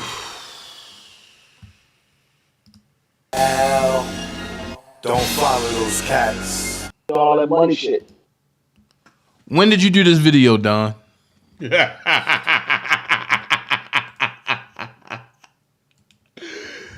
video was February 21st. No, I'm sorry. It wasn't February 21st. This video was actually in 2022. This was, to be exact, if I'm not mistaken, November the 16th, 2022. But hold on. That's all I was saying to that man on that phone. Like, chill the fuck out. You come there trying to get albums and all this shit out the deal, or bullying the dude for money. Just thing got kicked off. He was at the studio. I didn't know who the fuck he was. I just saw him. It was some guy sitting behind Rob's car at a full Explorer with Pennsylvania license plates on them. And it was two white boys. And I'm like, who the fuck is that? I mean, we was headed over to the studio that night. I don't remember what was happening, but we was headed there. And then there was a dude circling the car, and it was a black. I looked at him, I'm like, that motherfucker looked familiar. Now, I knew him from some pictures and shit, but I didn't know who he was. So that's how we got introduced. When somebody got up in the studio that night, because Rob was doing a little event or something there, sold all of the keys to his trucks. And it was happened to be Angelo Clary and them that orchestrated that shit. So that's how we got initially into talking to each other. It wasn't that, I actually talked to them. It was like, okay, Rob, this dude was just outside, and I think it was Azriel's father, and then some motherfuckers out there in a white truck. And Rob had a Jeep that had the, you could peel it off, the top off of it. So we was like, pull that motherfucker up, put it in front of the camera just in case. You need to get in touch with us. Yo, I guess all they're going to talk about is him being convicted. And Rob out, but he wanted $100,000 cash. And I was like, nah, I'm going to give you the surety bond, and you're going to get him out with the surety bond. He's like, well, I can't use that. So I took him and sent them a snip from the Cook County showing that he could be bonded out with surety bond. But the fact, I think he may have talked to Andrew once more and Mike Friedman from Friedman and Associates or Friedman Partners, whatever. He had represented Kevin Spacey, and he had represented the Archdiocese, and he had represented Snoop Dogg. So when they had issues, and he wasn't the type of lawyer that would take it to trial because he used to be a federal prosecutor. He said, you're basically paying me to end the case. If I get it, I'm going to go in there and do a mediation or arbitration, whatever the hell he was saying, and end the shit. It's not going to ever make it to trial. I don't take cases to trial. So his price tag was $3 million, but then he said it may take another $2 million in investigative stuff. So be ready to spend $5 million. So that's when we knew that rock hard finite number that we had to secure was $5 million.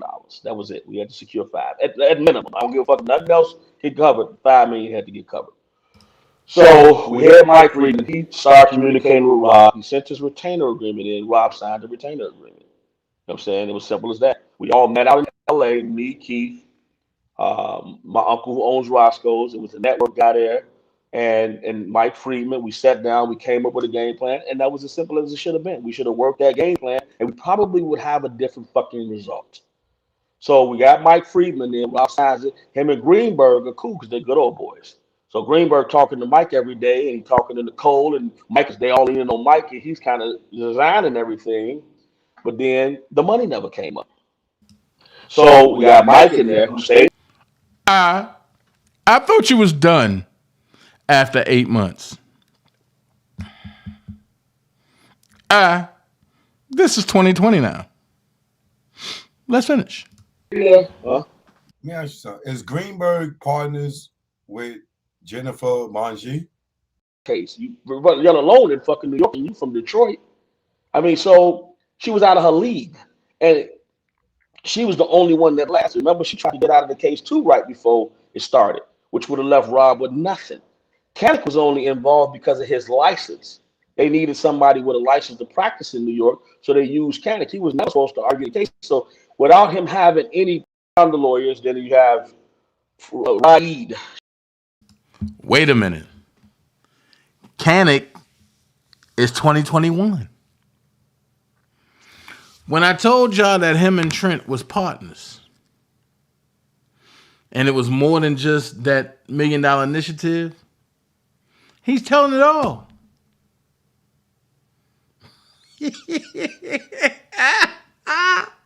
But then you get mad when I put the pieces of the puzzle together for you.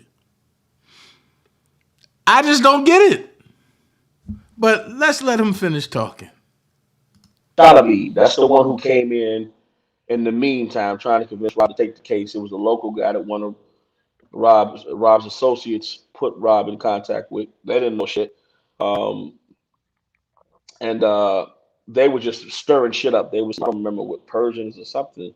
They just had this fucked up. They was just all over the fucking place, trying to throw concerts and all this shit. These are lawyers.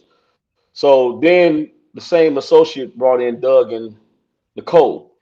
Now, when I'm not saying that my job is to look into any fucking attorneys, but I did start peeking in on these guys and seeing what their background was and shit.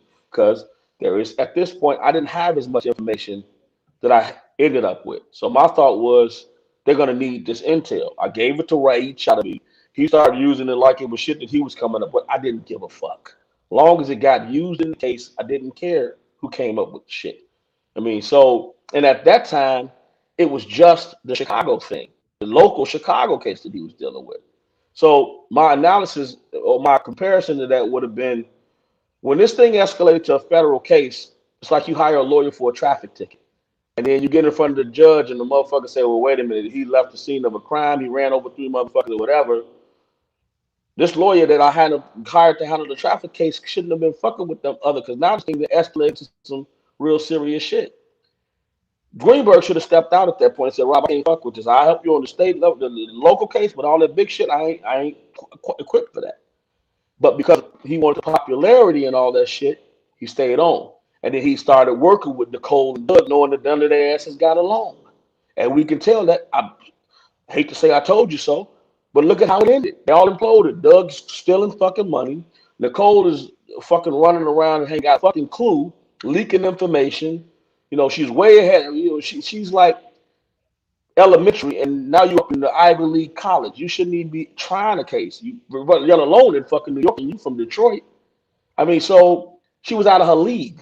And she was the only one that lasted. Remember, she tried to get out of the case too right before it started, which would have left Rob with nothing. Kanik was only involved because of his license. They needed somebody with a license to practice in New York, so they used Kanik. He was not supposed to argue the case. So without him having any proper planning, he did a fucking good job, because he called all them heifers and lies. But he got the case a month before it started, had no time to prepare, and actually he didn't even start arguing the case. Nicole did. And because she got on the stand and started fucking up, Rob said, sit your ass down and let Buddy handle it from here. That's exactly what happened. We saw that happen because she didn't argue no more after that first day.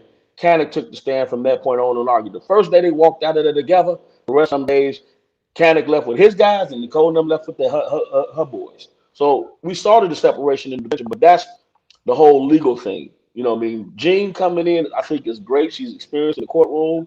She's exactly the kind of lawyer he should have had in the very fucking beginning. Real simple.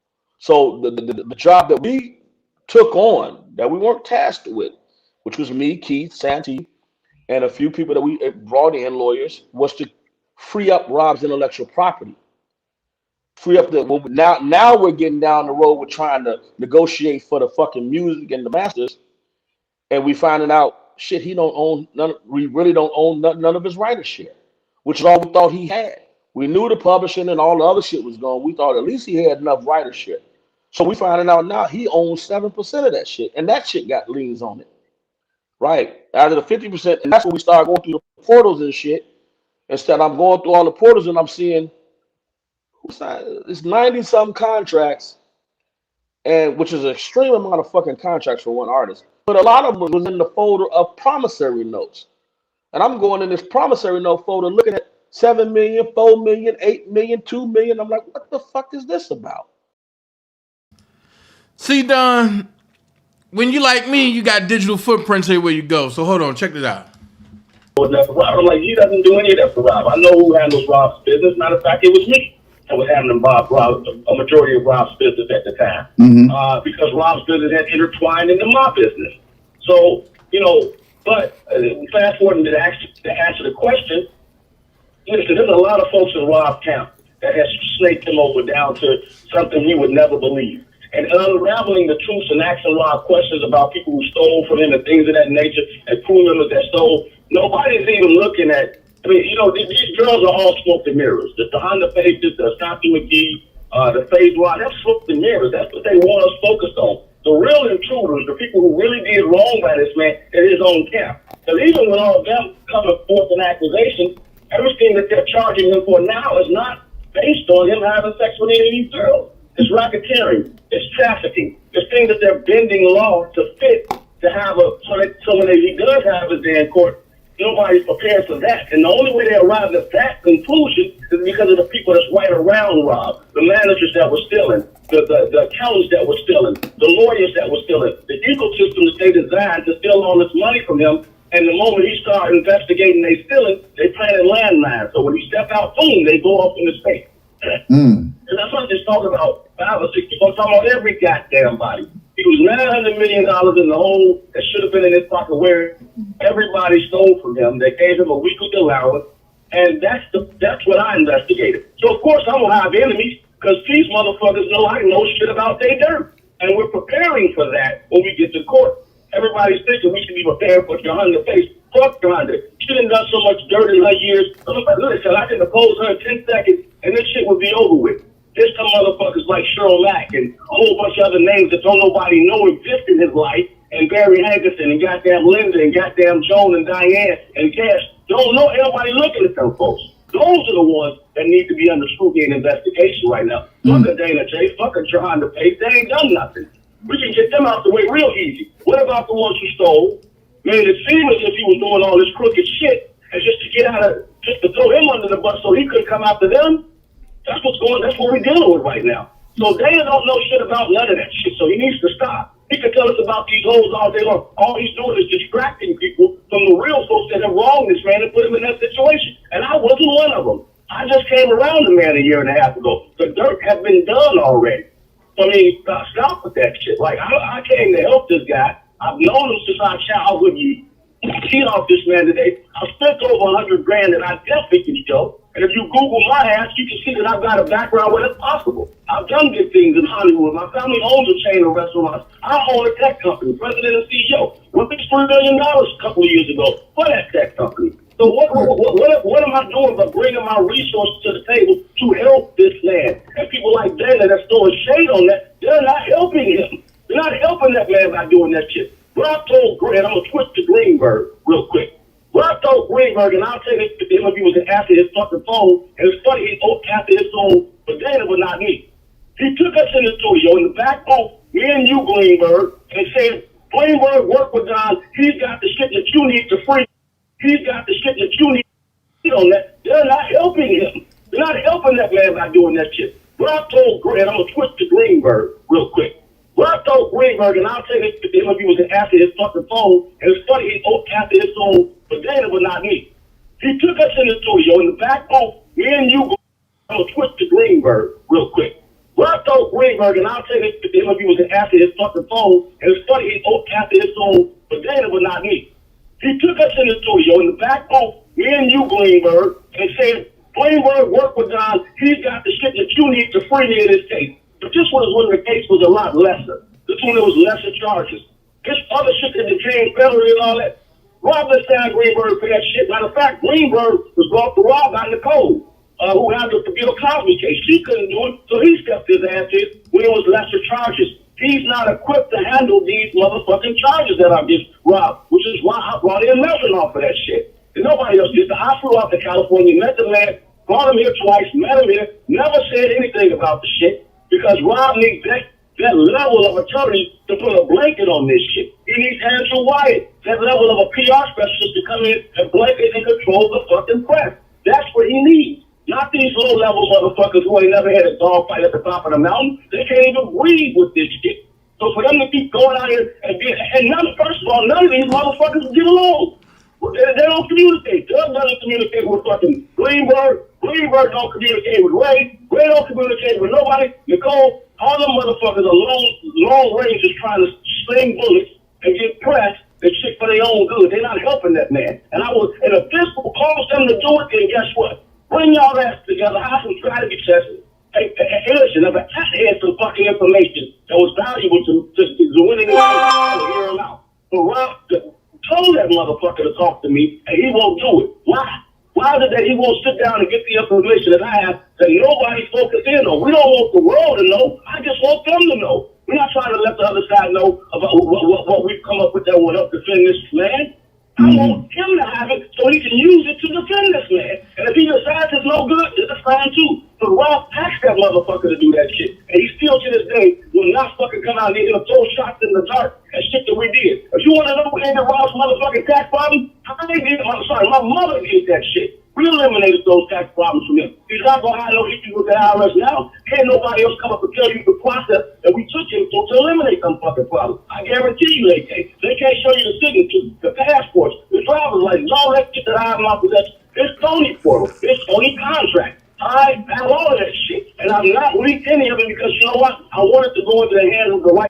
Can't nobody else come up and tell you the process that we took him to eliminate them fucking problems. I guarantee you they can't. They can't show you the signature, the passports, the driver's license, all that shit that I have in my possession. It's phony portal. It's phony contract. I have all of that shit. And I'm not leaked any of it because you know we eliminated those tax problems from him. He's not going to have no issues with the IRS now. Can't nobody else come up and tell you the process that we took him to eliminate them fucking problems. I guarantee you they can't. They can't show you the signature, the passports, the driver's license, all that shit that I have in my possession. It's phony portal. It's phony contract. I have all of that shit. And I'm not leaked any of it because you know what? I want it to go into the hands of the right person. Not these low-life motherfuckers who are trying to touch, do books, stay in front of a fucking camera or microphone at his expense. He wouldn't have that shit if he was out. You know damn well if Rob was on the streets, he would not have your ass speaking his honor or raising money in his honor. That's bullshit. So cut it out. So it sounds like, I hear the passion in your voice. And it obviously is weighing heavy on your heart. And I'm glad that you're actually out here being man enough to, approach these platforms and speak your mind. I guess the question I have... I don't have to call any of this shit. I got Rolling Stones, CBS, NBC, all normally put me in front of a camera. But the moment I get in front of that camera, I'm a target now. I can't move around and do what the fuck I'm doing. I got people sending death threats because of the dumb shit that Dana and these idiots are fucking spewing out here. Cut it the fuck out. You're not helping this man.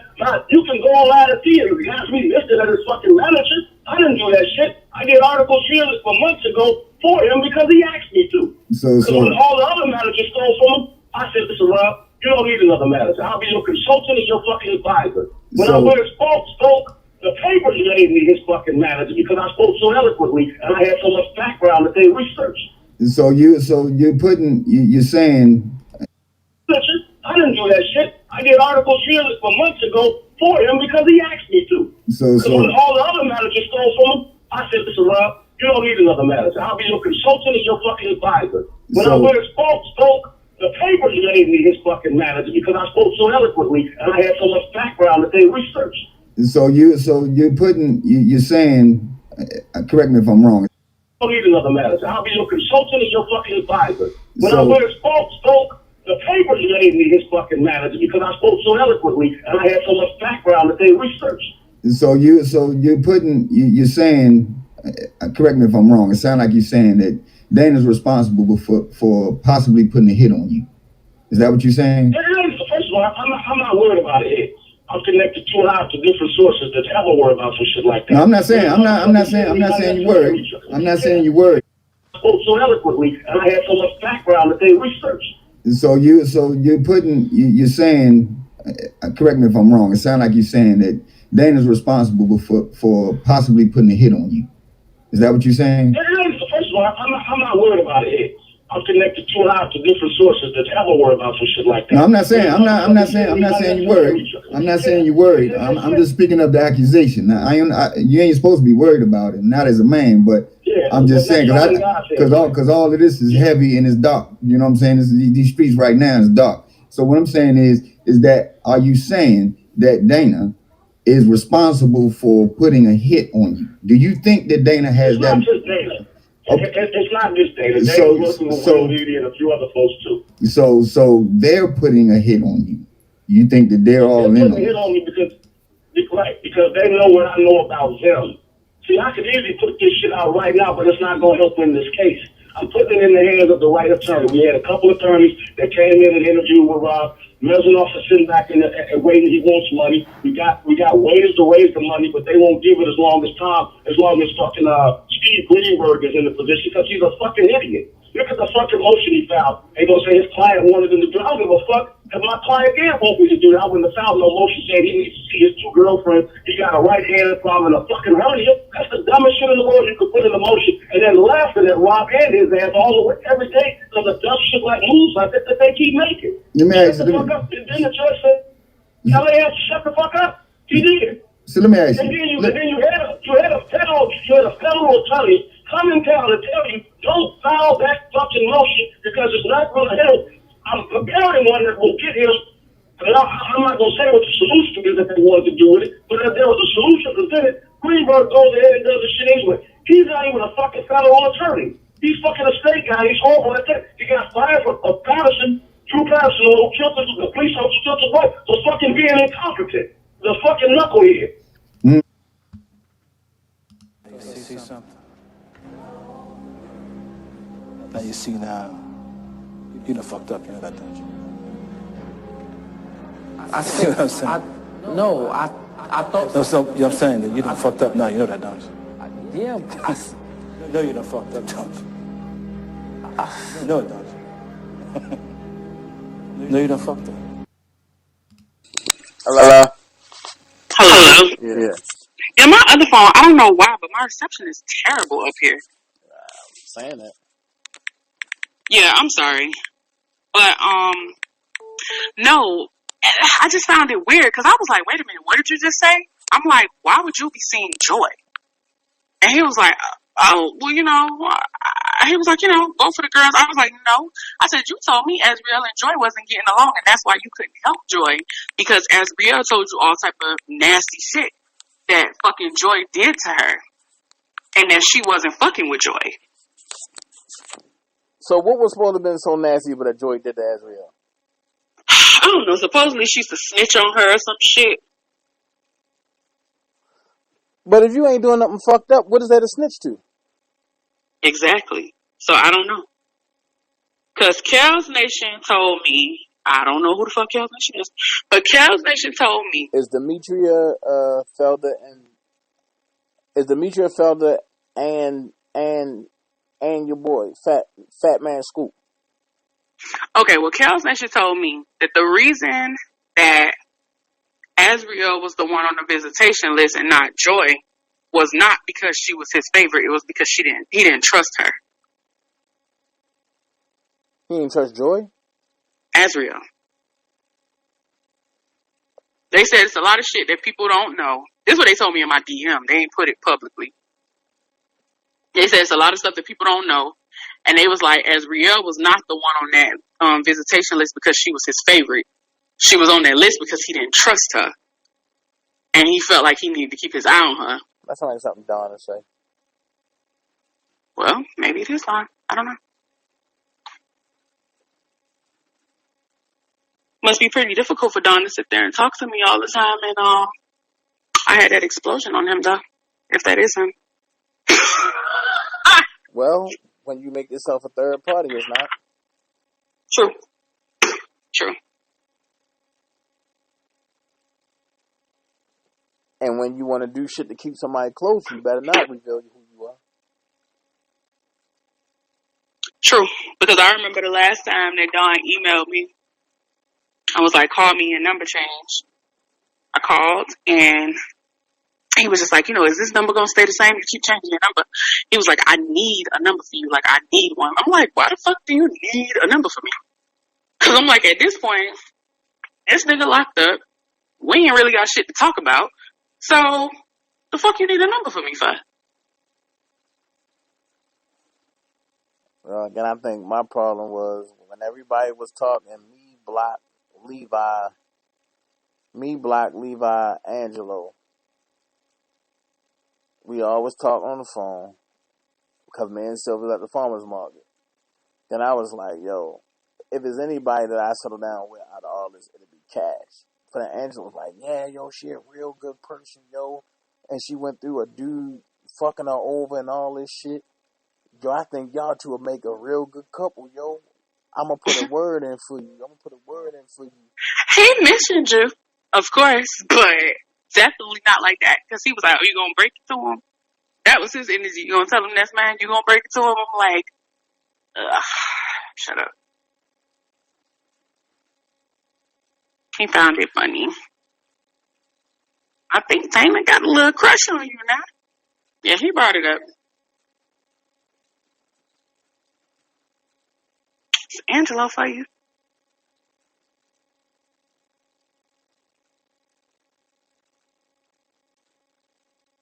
That is Angelo for you. Because you know, he had... I ain't even gonna go there. But when he felt like me and Block were talking, he sent people to tell Block not to talk to me. Ever. Which was funny. He sent people like who? His partner in crime. Larry? Mm-hmm. So Block don't talk to you no more? I mean, we never really were. That's the point. Right. When he thought... I'm trying to figure out, like... That's what I'm saying. When he thought... Because he was like, oh, because I know he a type. You know? I know. Whatever. I'm like, yo, what's up with you? Like, but one thing about it, I don't know if this nigga be listening to my phone calls. I don't know if Angelo has hacked into my phone. Like, he be knowing stuff he should not know. And I don't understand how he knows certain things. Because they're things that I just don't understand how he knows. Well, I know Block was tight with him, and then Levi got close with him too, and I pulled away from that shit. Yeah, I don't know what the fuck is going on. And when Angelo made that comment, didn't know that I was watching that whole fucking live. When he said, "Oh, Dana really don't fuck with us like that. Dana talked to us once in a blue moon." Right, I don't fuck with y'all. But the funny thing is, he tells a different story because he said he don't fuck with you. Gotta watch you, stuff like that. See, Angelo play a lot of fucking games. He really do. He don't fuck with who? You. Like, he'll talk to you every once in a while or whatever, but he really ain't, you know, too out on it, whatever. That's why I said, I don't know if Larry, you know, that he be doing him like that too. Because he be like, well, I ain't got nothing to do with what you're doing. Like, you know, I don't know what's up with him. I don't, you know, he all friendly with the feds and shit. I don't know what the fuck going on with that nigga. Like, that's how he plays shit off. When he really do be talking to the people. So anybody this nigga say he don't talk to, more than likely he talks to. That nigga used to call my phone every fucking day. I got screenshots. I believe you. I believe you. You don't even have to say, I 100% believe you.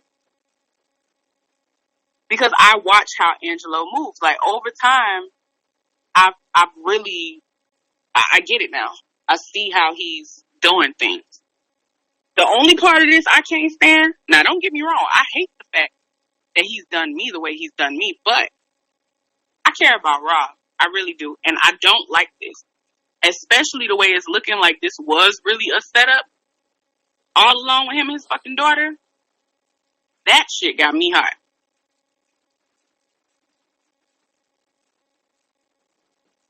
I don't like the way they moving. I don't like the way this bitch acting. I just don't like it. Now, if I'm wrong, and this shit he was doing to this girl that I don't know about, then, hey, I can't speak on that because I was not present for what the fuck they went through. But I still don't like the way the shit looks because it looks like it's funny shit going on. Period. And then it's funny because Tyrese asked me a question today. Tyrese was like, Dana, why was Holly on that shit? I said, I don't know. He said, nah, I ain't trying to hear that shit. The whole time, she telling me that she loved Rob and that she don't want it to happen, but then she pop up on that bullshit. Because maybe Sudi and them made them really think. Because you know how Sudi was talking. Like she was trying to be fair. all of this bullshit.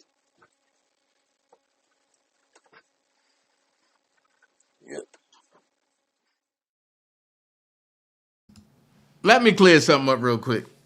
I'm laughing because a lot of the lies that was put out there has now been cleared up.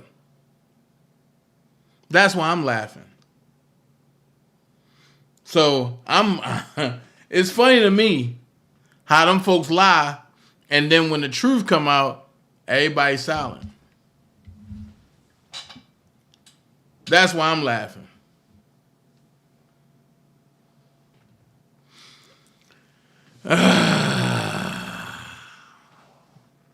So at the end of the day, I can go on and on. Please women. Well, I mean, did you have 5 women in the room at the same time? If I could, I would. I wish I could. And I both of them in the room? get five women to agree to sleep with me. If any man could, he would. If I could have 2 girlfriends right now, like he had, and they was cool with it, I would. Okay, so this is the reason that I said that. I don't have that kind of life. 1, 2, not nowhere close to it. You probably me different. But when you start hearing this, hey, listen, a lot of women beauty's in the eye of the beholder. So whoever may think that's true, some women may think I'm a handsome nigga. I don't know. You know, I ain't putting no words in nobody's mouth. But the bottom line is this, man. That's people listen to Rob's music, and I'm a fan of his music. You know, and when you hear about from the women some of the women who don't feel badly about it, that they were young women and they were fans of Rob's, and some of the situations, some of these women had sexual, and this is me having personal conversation with certain people.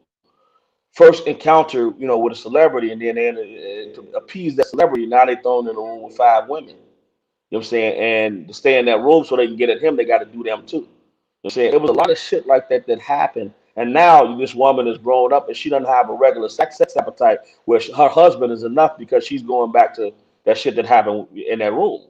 That was perpetuated by somebody's thirst for sex. So, you know what I'm saying? So to me, that is an issue because they're lasting. Not if you're agreeing to do that. That's not by force. Yo, I'm not saying. Listen, if I eat myself to death, right? That's a problem. If I sit here and eat myself, I'm fatter than the motherfucking die. That's a problem that I need help with, right? Well, the same thing could apply to sex. Because right now, sex is the reason he in that motherfucker, not great music. Who he chose to have sex with. No, right? He's not in jail because of sex. He's in jail because of money. No, when they use sex, what a minute. You take the sex away, had he had been fucking little nappy head bitches and had found a nice woman that had some officer, they wouldn't have been able to use that to get him. But because of that problem, they'd use something else. But the fact that the nigga like to fuck is not a crime. I'm not saying it is. I'm not saying it is. But listen, it's what they used against him, though. I'm talking about addiction. Let's stick with addiction. What's too much sex in a day? You asking me? That's a loaded question, bro. That's a loaded question. Because too much sex for me may be. If you ask the average woman, how many times would they like to have sex with their significant other a week? Be careful with that answer. How many of them go? If you ask them how many days of the week, matter of fact, ladies in the chat, ladies. Yeah, please go there because I'm not answering that. You ain't getting me in no trouble. Fuck that. Ladies, out of 7 days, ladies, in the week, if you in a commitment or a relationship, or you having sex with somebody that you in love with, or that you are clean and y'all say having safe sex with, how many times a week would you like to have sex? Fellas, how many times would you like to have sex a week from 7 days? Out of 7 days, how many of those days would you like to have sex? Please, and put those numbers in the chat, please. Look, brother, 7 days. Someone look, 14 to 28 times a week. See, it's a 7 whole days bunch. a week, 4 So times take a week. take all those numbers and come up with an average, and that's my answer. But Look, I'm not talking 4 about times, 16. Hold on, even who 4 put that? times a week. That's the Lamar, point. you say Four who times. 20 to 30? Who the fuck did 20 to 30? Look, I did. I'm saying every Damn. day, Natasha, every day. Look, Adrian, 2 to 3 Adrian, times a Adrian. day. Is that These are stand for women, adrenaline? brother. 20? These are For real? women. Every night, at least 6 times a week. Come on, brother. I'm telling you, that shit is bullshit. Wow. Wow. Man, I got some women that I dated, man. If they could fuck me all day and 50 then have times to a go week. to work, they would Daddy do it. Lolo, cut it out, Daddy Lolo. I'm telling you, brother, that ain't no sex. Listen, And you got to think listen, about Rob. Rob is in the studio all fucking night. listen, listen, man. I'm not gonna disagree with any. Are you? I'm not gonna disagree with you on that. But what I'm simply saying is, when it's something that can take you down, and it wasn't a sex pro. It was the same issue with Chuck Berry when they came up with the Mann Act. You feel what I'm saying? You have to know that these people will use whatever it is that that can be considered a weakness or considered an addiction against you. Michael Jackson's was kids. That ain't no fucking problem. But look what they took him down with, fucking kids. How do you turn that into some deviant shit? So anything that we do, we have to realize it cannot be on full display like that for them to use that shit against you. And not only was Rob's on full display as far as the women were concerned, but hell, everybody knew that shit. All you gotta do is take 4 5 funnies just to make you feel right. That's what he said. Come on now. So they used that, and that's what took him down. It wasn't nothing else. Yeah, but they. Now, You ever heard of the Playboy Mansion? absolutely. We're How not many talking about white women? people. We're not talking about white people. Because ain't none of them going to shit for the We dumb talking about shit we going humans, to. brother. We talking about humans. Listen, that man went to the one Hefner, he was idolized. We're not talking about them. Now if you want to talk Kelly's about, idolized. huh? R. Kelly's idolized. Say it again. You went out. R. Kelly is idolized. Like I simply said, we're not talking about white people. We talking about black people who own intellectual property and culture that they want to rape of. All this shit, the true culprit in all this is our culture. That's the true culprit. They got shit to do with sex. He could have sex a million times a day because there's kings in Africa and there's kings in goddamn motherfucking sultans in Brunei and goddamn rulers in fucking wherever that's having sex 10 times a day. Whenever they want to work their way alive, they get it done.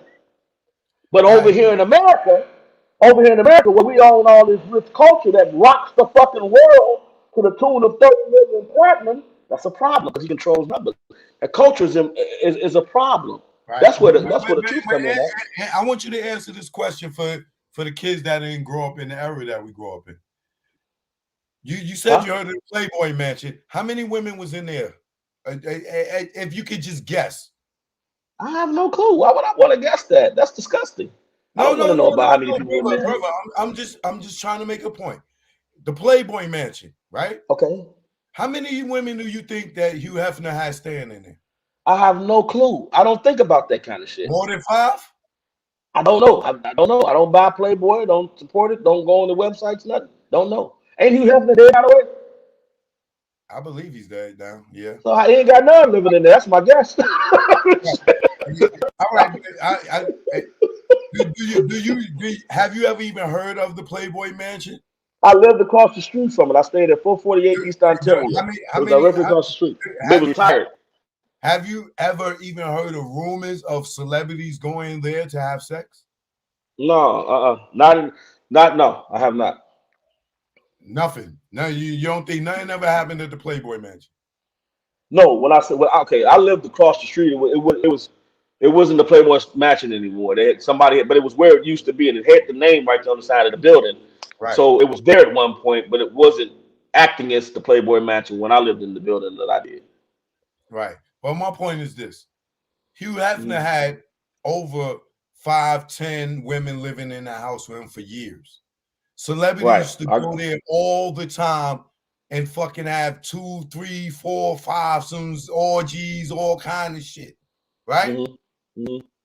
I'm assuming. R. Kelly was dating these girls. Hugh Hefner was selling pussy. That's true. And he ain't never get no Mann Act. He didn't never get arrested. This nigga had a whole bunch of bitches. People wore the Playboy bunny. Motherfuckers got the costume. They did with Harvey Weinstein. Mission fucked up. But as long as one of us are good, mission straight. He did it on a grand scale in front of the whole world. Okay. And nobody says shit. Yeah. But okay. Now, go grab all the girls that lived in the Playboy mansion. Right. And tell them motherfuckers to tell you some of them stories that happened in there. I bet you that shit is way worse than R. Kelly. I'm sure 20 years from now, maybe 10, 5, we're going to hear the story about what went down. And because media needs something else to talk about now that they took Rob. They'll eventually, they always go after one or two of their own. Look what they did with Harvey Weinstein and Weinstein, you know. So they'll find some reason to go after somebody else. It is. They have to throw in a token every now and then to make it seem balanced, you know. Let me address something that people have been asking and people have been saying. First of all, I don't have any of fucking Rob's music or his memorabilia or his gold records for sale any fucking where. If I was gonna put shit out there, I would put it on my platform, indiebill.com. Why the fuck would I make somebody else some money when I got a platform I can put it out there on my own? I'm not about that shit. I'm about making sure we keep the money within, not giving it to somebody else. So I don't have shit on eBay. Whoever's lying and saying that I do not. All of his music is safe, tucked away, waiting for him to say what he wants to be done with the shit. And until that happens, it's gonna stay safe and tucked away. I have every unfucking released album, and all the motherfuckers are sitting there in certain places, secured and copyright in the building that I did. Right. But my point is this: Hugh Hefner had over 5, 10 women living in the house with him for years. Celebrities used to go there all the time and fucking have 2, 3, 4, 5 some orgies, all kind of shit. Right? I'm assuming. R. Kelly was dating these girls. Hugh Hefner was selling pussy. That's true. And he ain't never get no Mann Act. He didn't never get arrested. This nigga had a whole bunch of bitches. People wore the Playboy bunny. Motherfuckers got the costume during fucking Halloween and all kind of shit. Magazines, all that shit for the same fucking lifestyle R. Kelly got as an R&B singer. But this man fucking put a logo on his shit, got a whole bunch of bitches in his house dressed up as bunnies, and he never get arrested. Right. But you say because he white. What other reason would it be? I would like to know. I mean, what other reason would it be outside of that? I mean, I don't see no other reason outside because he white. Because we just know R. Kelly went to jail for similar shit. I mean, he wasn't selling no pussy; it was all for him. That's the damn show. But yeah, I mean, so his crime was a lot less. But the problem, I guess, you know, when you add Me Too to it and the women's movement and shit like that, and you got groupies that are scorned and pissed because he said bye. Now they have an organization to perpetuate the shit and make it seem a little bigger. I mean, who knows if they would ever went after you? I doubt it, but you know, Rob seemed to be an easy target. Yeah, you said it right. I was just making my point. Okay, well that's it. Okay, you got me to say it for you. He did it on a grand scale in front of the whole world. Okay. And nobody says shit. Yeah. But okay. Now, go grab all the girls that lived in the Playboy mansion. Right. And tell them motherfuckers to tell you some of them stories that happened in there. I bet you that shit is way worse than R. Kelly. I'm sure 20 years from now, maybe 10, 5, we're going to hear the story about what went down. And because media needs something else to talk about now that they took Rob. They'll eventually, they always go after one or two of their own. Look what they did with Harvey Weinstein and Weinstein, you know. So they'll find some reason to go after somebody else. It is. They have to throw in a token every now and then to make it seem balanced, you know. Let me address something that people have been asking and people have been saying. First of all, I don't have any of fucking Rob's music or his memorabilia or his gold records for sale any fucking where. If I was gonna put shit out there, I would put it on my platform, MUBuild.com. Why the fuck would I make somebody else some money when I got a platform I can put it out there on my own? I'm not about that shit. I'm about making sure we keep the money within, not giving it to somebody else. So I don't have shit on eBay. Whoever's lying and saying that I do not. All of his music is safe, tucked away, waiting for him to say what he wants to be done with the shit. And until that happens, it's gonna stay safe and tucked away. I have every unfucking released album, and all the motherfuckers are sitting there in certain places secured and copyright.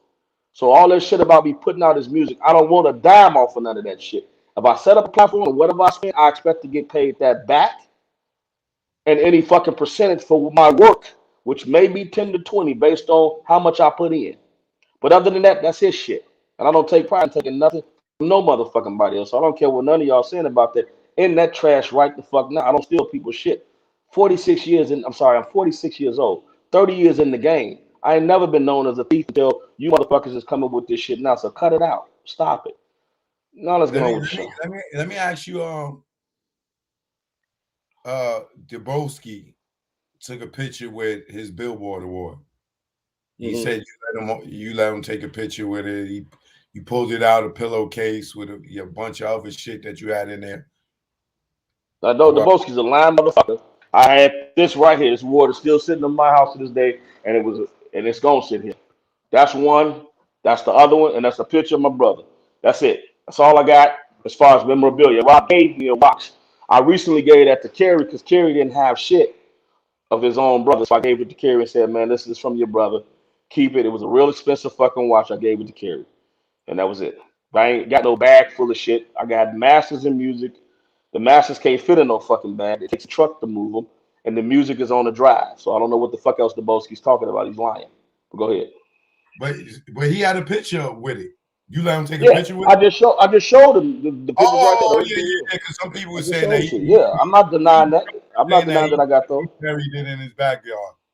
No, they was at the warehouse when we took the fucking stuff out of there, and I said, you know, I'm gonna just keep 2 of these as a keepsake. So what, man? I didn't steal shit. I had permission to be in there.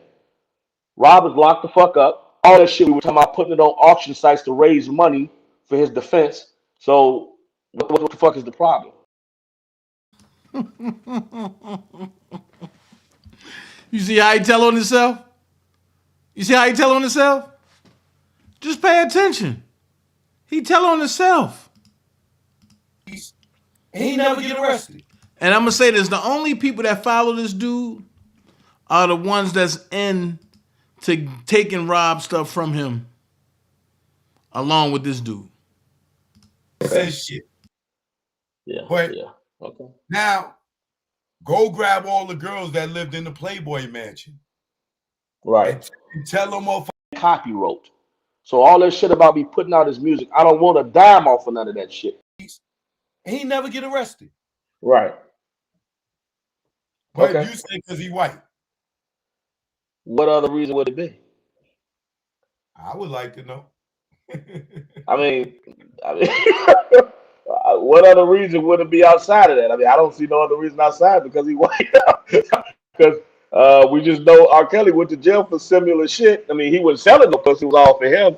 That's the damn show. But yeah, I mean, so his crime was a lot less. But the problem, I guess, you know, when you add Me Too to it and the women's movement and shit like that, and you got groupies that are scorned and pissed because he said bye. Now they have an organization to perpetuate the shit, make it seem a little bigger. I mean, who knows if they would have ever went after you? I doubt it, but you know, Rob seemed to be he's easy white. target. Yeah, you said it right. I was just making my point. Okay, well that's it. Okay, you got me to say it. He did it on a grand scale in front of the whole world. Okay, and nobody says shit. Yeah, but yeah. Okay. Now, go grab all the girls that lived in the Playboy Mansion. Right. And tell them motherfuckers to tell you some of them stories that happened in there. I bet you that shit is way worse than R. Kelly. I'm sure 20 years from now, maybe 10, 5, we're going to hear the story about what went down. And because media needs something else to talk about now that they took Rob. They'll eventually, they always go after one or two of their own. Look what they did with Harvey Weinstein, you know, so they'll find some reason to go after somebody else it is. They have to throw in a token every now and then to make it seem balanced, you know. Let me address something. that people have been asking and people have been saying. First of all, I don't have any of fucking Rob's music or his memorabilia or his gold records for sale any fucking where. If I was gonna put shit out there, I would put it on my platform, indiebill.com. Why the fuck would I make somebody else some money when I got a platform I can put it out there on my own? I'm not about that shit. I'm about making sure we keep the money within, not giving it to somebody else. So I don't have shit on eBay. Whoever's lying and saying that I do not. All of his music is safe, tucked away, waiting for him to say what he wants to be done with the shit. And until that happens, it's gonna stay safe and tucked away. I have every unfucking released album, and all the motherfuckers are sitting there in certain places secured and copyright. So all that shit about me putting out his music, I don't want a dime off of none of that shit. If I set up a platform and whatever I spend, I expect to get paid that back and any fucking percentage for my work, which may be 10 to 20 based on how much I put in. But other than that, that's his shit. And I don't take pride in taking nothing from no motherfucking body else. So I don't care what none of y'all saying about that. In that trash right the fuck now. I don't steal people's shit. 46 years in, I'm sorry, I'm 46 years old. 30 years in the game. I ain't never been known as a thief until you motherfuckers is coming with this shit now. So cut it out. Stop it. Now let's get on with the show. Let me ask you, Debunking took a picture with his Billboard award. He said you let him take a picture with it. He pulled it out a pillowcase with a bunch of other shit that you had in there. I know Debunki's a lying motherfucker. I had this right here. This award is still sitting in my house to this day, and it's gonna sit here. That's one. That's the other one, and that's a picture of my brother. That's it. That's all I got as far as memorabilia. Rob gave me a watch. I recently gave that to Kerry because Kerry didn't have shit of his own brother, so I gave it to Kerry and said, "Man, this is from your brother. Keep it." It was a real expensive fucking watch. I gave it to Kerry, and that was it. But I ain't got no bag full of shit. I got masters in music. The masters can't fit in no fucking bag. It takes a truck to move them, and the music is on the drive. So I don't know what the fuck else Debunki's talking about. He's lying. But go ahead. But he had a picture with it.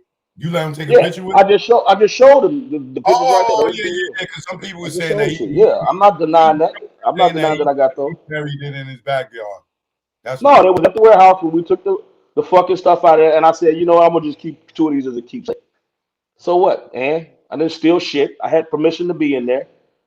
Rob was locked the fuck up. All that shit we were talking about putting it on auction sites to raise money for his defense. So what the fuck is the problem? I mean, you know, nobody's saying that I stole shit but knuckleheads. Keith is the one that was in there with me. Trust me, he got a ton of shit too. So cut all that shit out about somebody stole something. We were tasked to handle certain things after he got fucked up, and that's what we're doing. It's no chance that I got his intellectual property and Keith got his power of attorney. You don't give everything to one person. If I get caught and I got power of attorney and intellectual property, mission fucked up. But as long as one of us are good, mission straight. Period. Right. You know, you don't feel like you violated when you said the nigga had when you say he had a couple of sex tapes or sex videos. He's like, yeah, you know, he fucking, you know, he fucking. So you ain't feel violated seeing this nigga fucking? What'd you say? I said you didn't feel like you was violating his privacy watching him fuck in them sex videos? Nigga, he had a sex tape on fucking for sale on the internet. How the fuck am I violating it with people watching them pissing on bitches and shit? Come on now. Whatever the fuck happened with that shit. That shit ain't public. Yes, they took that shit out. I was selling them shit in Jewtown around here. Come on, man. Cut that shit out. It's like Rob goes on tour every day and puts his ass and his dick and everything in front of people, in front of millions of people. And me saying that's a problem? He in videos talking about fucking and second and fucking 5 or 6 bitches, and me saying that is a problem? Come on, now let's be real with this shit. Don't just make it a problem because I said it. Okay, can you say he said it too? Shit. Can you say who you saw him fucking? No, I didn't see him. What you mean? I saw the tapes. I can't. Man, people are just funny when they lose their sense of just humility. Yourself that question: why they ain't none of their asses on trial? Our corporation opens up and starts generating money, and he just put yours back, nigga. He owes you. You can't hear me? Nah, see, guys. When did he ever find this out? Now, on my end, that was looking, I was like, this contract, this signature looked familiar to property, and put that shit out however he wanted. 1 million copies. Them motherfuckers Right. tell me. Right. That's it. Damn, man. That shit is. This is a lot for a person that just got into the entertainment industry just to be a singer, to turn around and wind up in jail, potentially for a long time, and all you wanted to do was sing. Yeah. Shit, crazy, man. Yeah, I mean, that's what they do, though, man. People have to realize that, that this industry ain't never loved artists. It's loved money, you know what I mean? And it uses artists to get money, and part of that is, at the end of the day, what's old is always new again. This motherfucker right now dying to get a 67 Chevy. You know what I'm saying? So that music is gonna be new again someday. However they got the digitally remaster that shit, it's gonna be new. Whether they use it for a movie or whatever, it's gonna be new again. It's gonna make them some more money down the road, and that's what they know. How many songs have been redone today that were hits yesterday? A lot. So Rob's Oh music yeah, sales, it wasn't in the beginning, yeah. but It's different from shit knowing you shipped the fucking 7 Chevy. It's gonna be new. TV and films and commercials, so they making their money back like that because everything's digital now, and we can't keep track of digital sales. You know what I'm Well, saying? So it's more technology in place now to keep track of digital sales. It wasn't in the beginning, yeah, but it's different from shit knowing you shipped a fucking million copies. Then motherfucker right, telling you right, string right. a million copies. You know what I'm Right, saying? right. So, but the big deal is you got to think about the overseas market. A lot of those people over there are really loyal fans. Piracy and stuff happens a lot here in some countries. But when you go to places like Germany and Africa, well, not Africa, some parts of Africa, not Listen to the but play. Yeah. Listen to so the they're gonna play. buy it. They're gonna buy it. So a lot of releases that happen here are gonna get released over there. People are gonna go nuts about this shit. They'll make their money all over again. I mean, Yeah, people because will I use it for got a lot of movies. They'll people over remake it. there that own labels. They call me up, and then I hook them up with artists here, and they license they back catalogs if they own them. You Yeah, know what I'm saying? well, So exactly. they'll be So like, "Yo, Choke, Master P, we want to get this one album," or Baby, yo, we want to get this album, and then I'll plug them, and they'll sell them or license the album to them overseas, and then they make bread. You know what I'm saying? I get a little commission. yeah. It's so many possibilities with that music stuff that you know the road to riches is endless. So that's Right. why it's advantageous for a label to end up with a person's masters and intellectual property and their publishing. I mean, and so that's the real side to it. A lot of people don't get it, um, but that's our culture. I mean, Rob was born with a gift from God, and like I said it in the last interview, and I'll say it again. He gave him a gift, and it's one thing to understand that he needed that gift to get in the game, and he used it and got in the game, right? Mhm. But at a certain point, like when Rob did that album "Trade in My Life," I think he was talking directly to God based on some shit that he already went through. And he made a promise to God, and he broke it because he allowed them people to use him again to sell the kind of music that pushed their agenda. So you can't do that. You can't betray, and I don't know that that's what it is, but it makes sense to me based on shit that I've been through. And many times, you've been down for dumb shit or been involved with it, and you say you ain't gonna do it again, you do it again, you get caught. But it's only when you say I'm done with that shit that life changed for you, and you don't get caught, and you can move on to the next level. So for me, it was something along those lines because it's too much spiritual. You can feel God in all of this. I'm saying, he picked the perfect person, somebody who had been battered before, somebody who had been in the trenches before. He was born poor, fought with his brothers, lived in his car, all the worst kind of shit. Rob went through that shit, in his childhood. I mean, trapped in the closet with nothing but him. I mean, like literally being raped by your fucking sister. Come on, who the fuck on this line can talk from that vantage point? Not very many of us. Right. So that created a person that could take a lot of shit. He built Ford tough than a motherfucker, right? So thinking about that, it took him to be able to, whatever God is doing, it takes somebody as strong in that as he is to be able to endure it to see it through on the other side.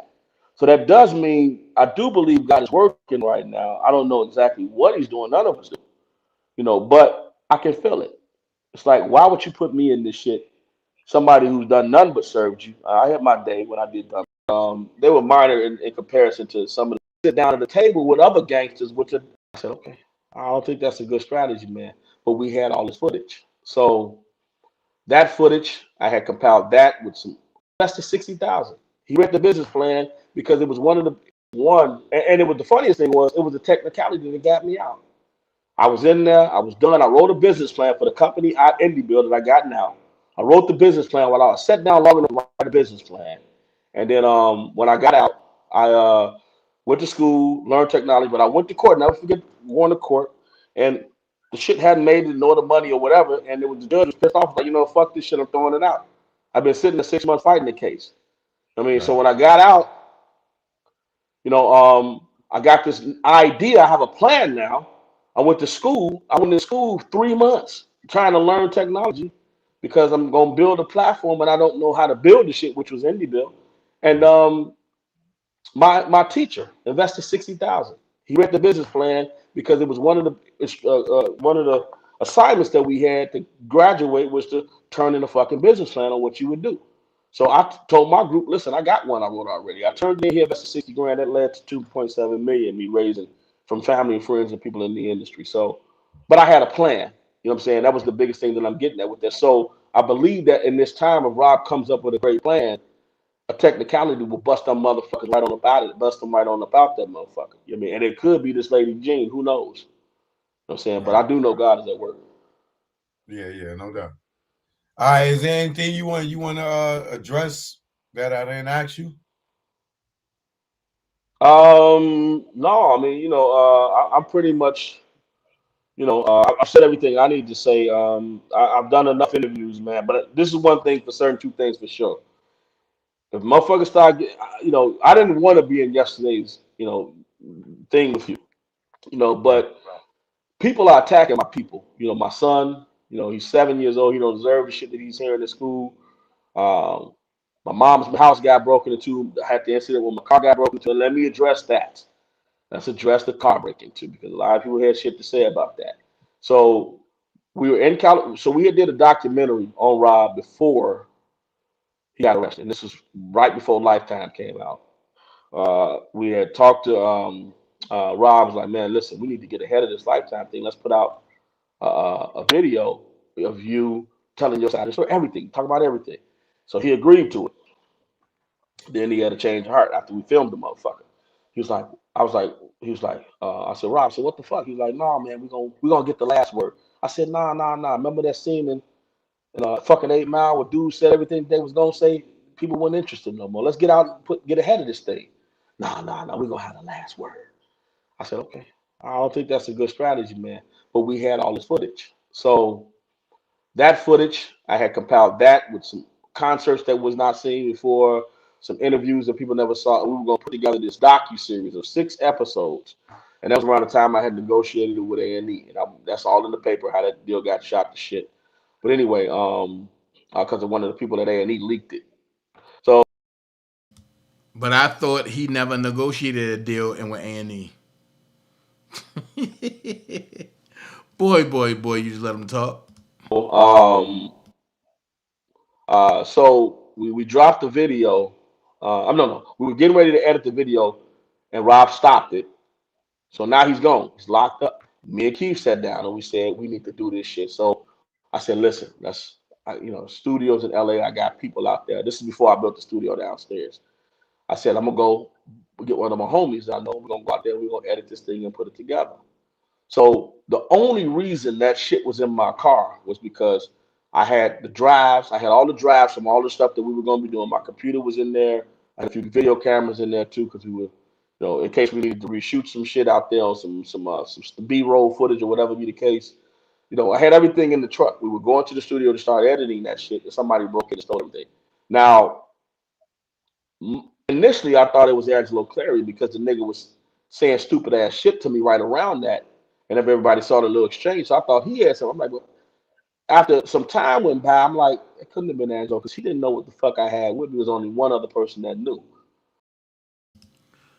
So here's what get me. These people be thinking that as people, they'll go live and destroy people's character, but then and they won't come live and rebuild their character when they found out it's not that person. That's the same problem that I'm having on these YouTube streets with these dumb motherfucker wannabe bloggers. Let's finish. So that one other person that knew was Keith. And that's the problem I had because he knew what we were doing because he was out there with me to help me do it. I wasn't out there doing that shit by myself. He been a part of this shit the whole time, but yet telling people that I've been the long horseman doing the shit, which is blowing the fuck out of me until I realized that nigga don't. No, I mean, I'm pretty much, I've said everything I need to say. I've done enough interviews, man. But this is one thing for certain, two things for sure. If motherfuckers start, I didn't want to be in yesterday's, thing with you, but people are attacking my people. My son, he's 7 years old. He don't deserve the shit that he's hearing in school. My mom's house got broken into. I had the incident when my car got broken into. And let me address that. Let's address the car break into because a lot of people had shit to say about that. So we were in California. So we had did a documentary on Rob before he got arrested. And this was right before Lifetime came out. We had talked to Rob. Was like, man, listen, we need to get ahead of this Lifetime thing. Let's put out a video of you telling your side of the story, everything, talk about everything. So he agreed to it. Then he had to change heart after we filmed the motherfucker. He was like, I said, Rob, so what the fuck? He was like, no, man, we're gonna get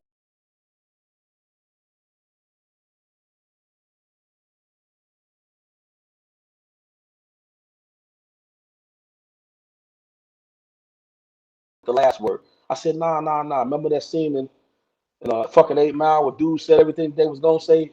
People weren't interested no more. Let's get out and get ahead of this thing. Nah, we're gonna have the last word.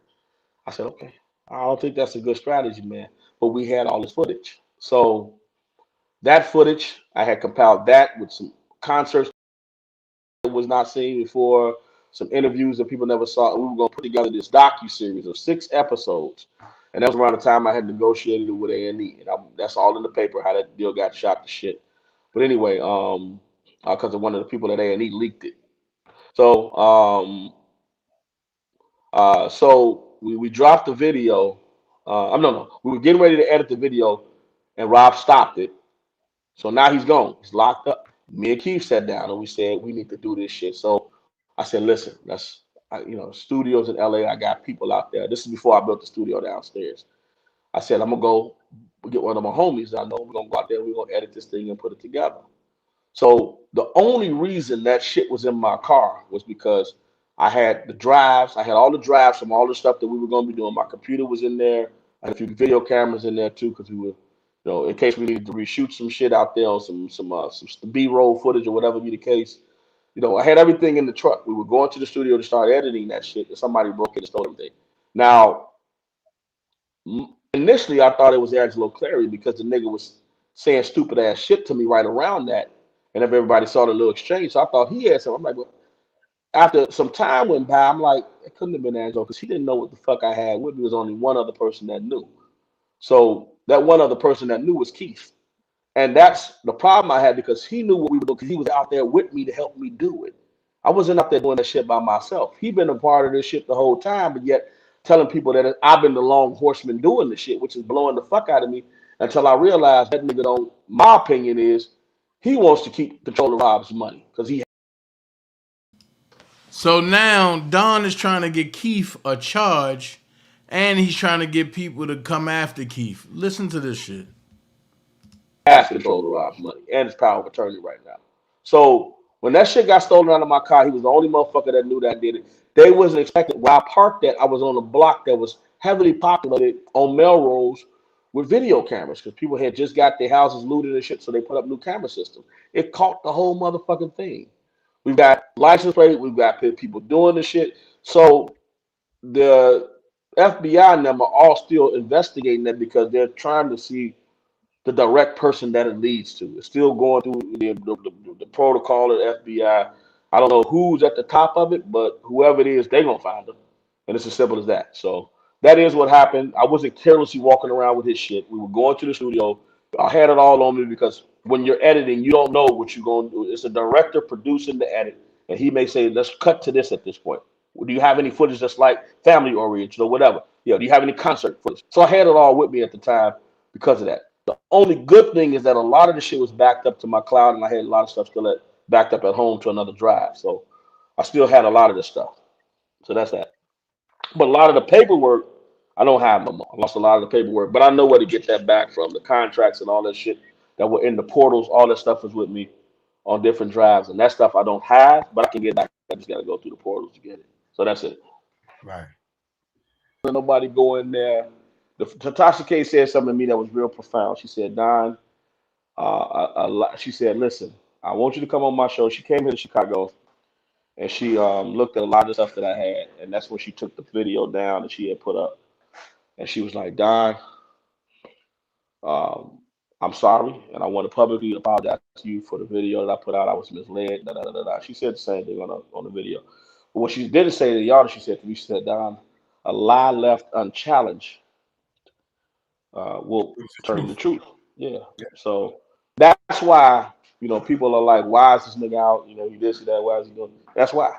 Because nobody's dealing with the negative consequences. I wake up to the emails. I wake up to the inboxes of all this hate mail and shit that people are sending me, and it's like, I'm not finna be quiet. I'm not finna sit down there and remain quiet while motherfuckers like the DanaJays and the Sharon Winbushes are flat out fucking lying. I'm saying, what I mean, lying, just straight lying. I mean, for no fucking reason at all, outside of the fact that they're protecting people that stole from him. Sharon works for Barry Hankerson. I said that very vivid, loudly. Did she ever refuse?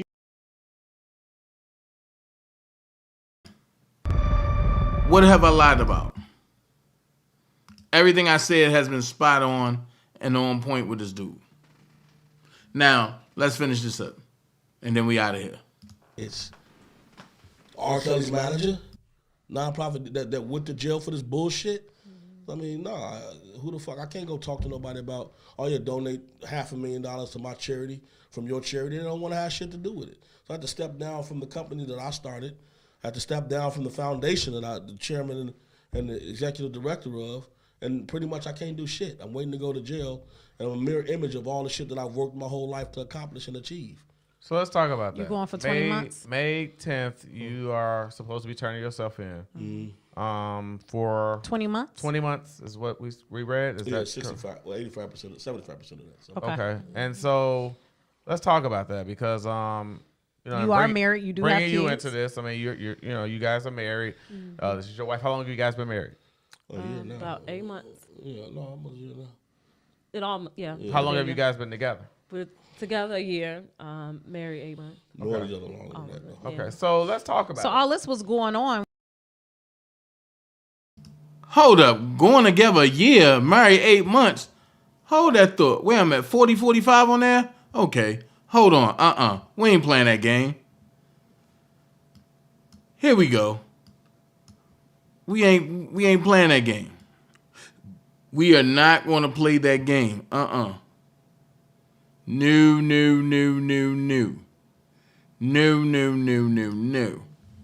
We ain't playing that game. My name is Alicia Russell. I am Don Russell's wife. We have 4 amazing boys, ages 18, 15, 9, and 8. We also run multiple businesses on a daily basis that we run together. I am the executive director of the Altitude program, NFP-TAP. I am the executive director of the Altitude program, right? NFP and TAP. As the ED in this position, I have assisted in raising capital, collaborating partnerships and agreements to complete the construction phase of our 55,000 square feet property in the North Lawndale community on the west side of Chicago. We have had several meetings with our local alderman and congressman that is currently seated in office, which both have provided us with full support since being with Don. He has helped me to raise my posture, confidence, and different perspectives while handling business. In January of 2022,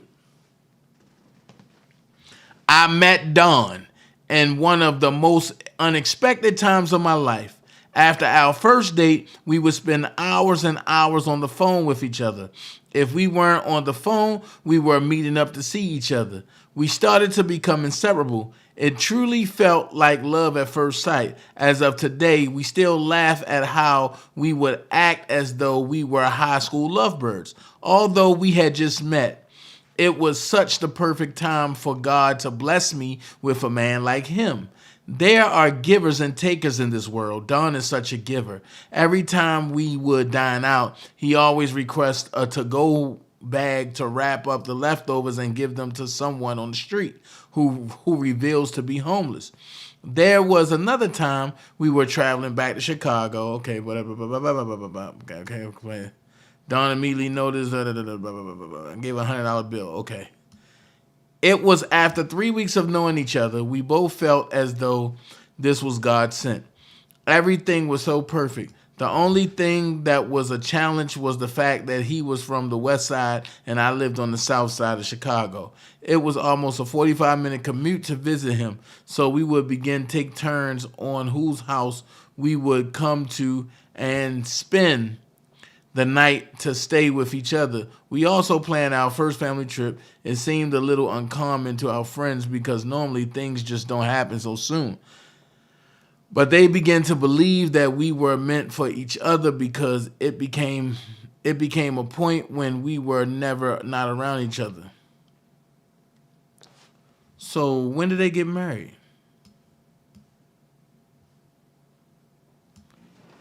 When did they get married? Because she's dictating on what happened. So when did they get married? Kelly. Going on when y'all got together. Right. Okay. That had to be tough too. Yeah.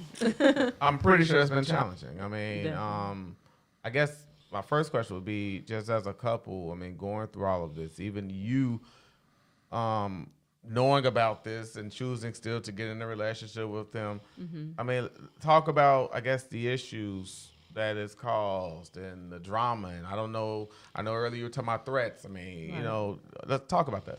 Yeah, so, I mean, like you said, walking into it, I had no clue, you know, that, you know, he was involved. You know, he's a very humble guy, you know, so, you know, talking to him, you know, anybody who's around him would know that, you know, he's of a higher standard. So, you know, to be a part of that, it was shocking, you know, but I was like, well, it don't sound like it was too much involved. So, you know, I basically accepted, you know, to still be a part of his life. And, you know, we were building and growing. Things were going pretty great for us. So, you know, that wasn't going to stop me from, you know, having a relationship.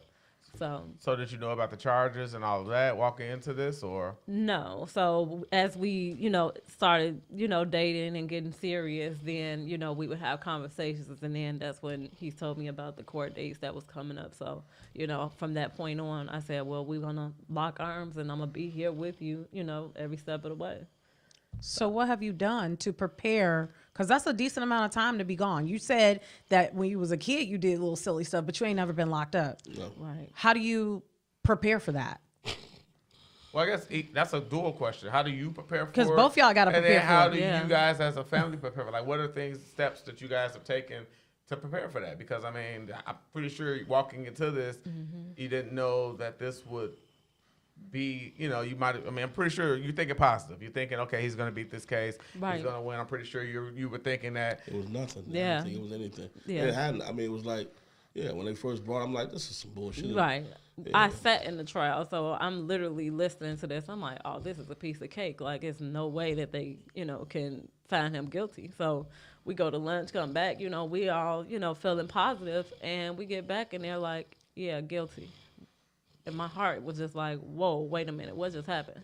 Like, so that at that point, that's when we started doing more research and finding out, like, he was pretty much framed. They had an agenda, and, you know, they wanted to make sure that he be quiet during Rob's trial. So, and y'all keep referencing this is they, like, I mean, because we don't know whoever the prosecutor, Yeah, but prosecutor. I mean, like you said, it's somebody who federal prosecutor. Yeah.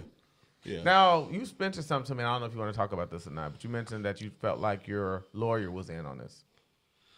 Well, and the reason I say that is because one, after we sat down with some judges a few days ago, and they actually went through the case with us, and they pointed out a lot of shit that my attorney didn't. And that was what? You sat down with some judges? What the hell? How are you sitting down with judges unless you are the informant? Oh, okay. It was damn near criminal, like that he didn't touch on certain things that would have killed this thing in the beginning. Right. Yeah, I mean, he never killed the fact that I had only known it, running around it for 8 months. It was a whole complaint and a sealed complaint drafted. He should have killed that in the beginning. The complaint was bogus. I got convicted because of a bogus complaint stating that I was around him for 8 months, that I invested in his career and all this shit. That wasn't true.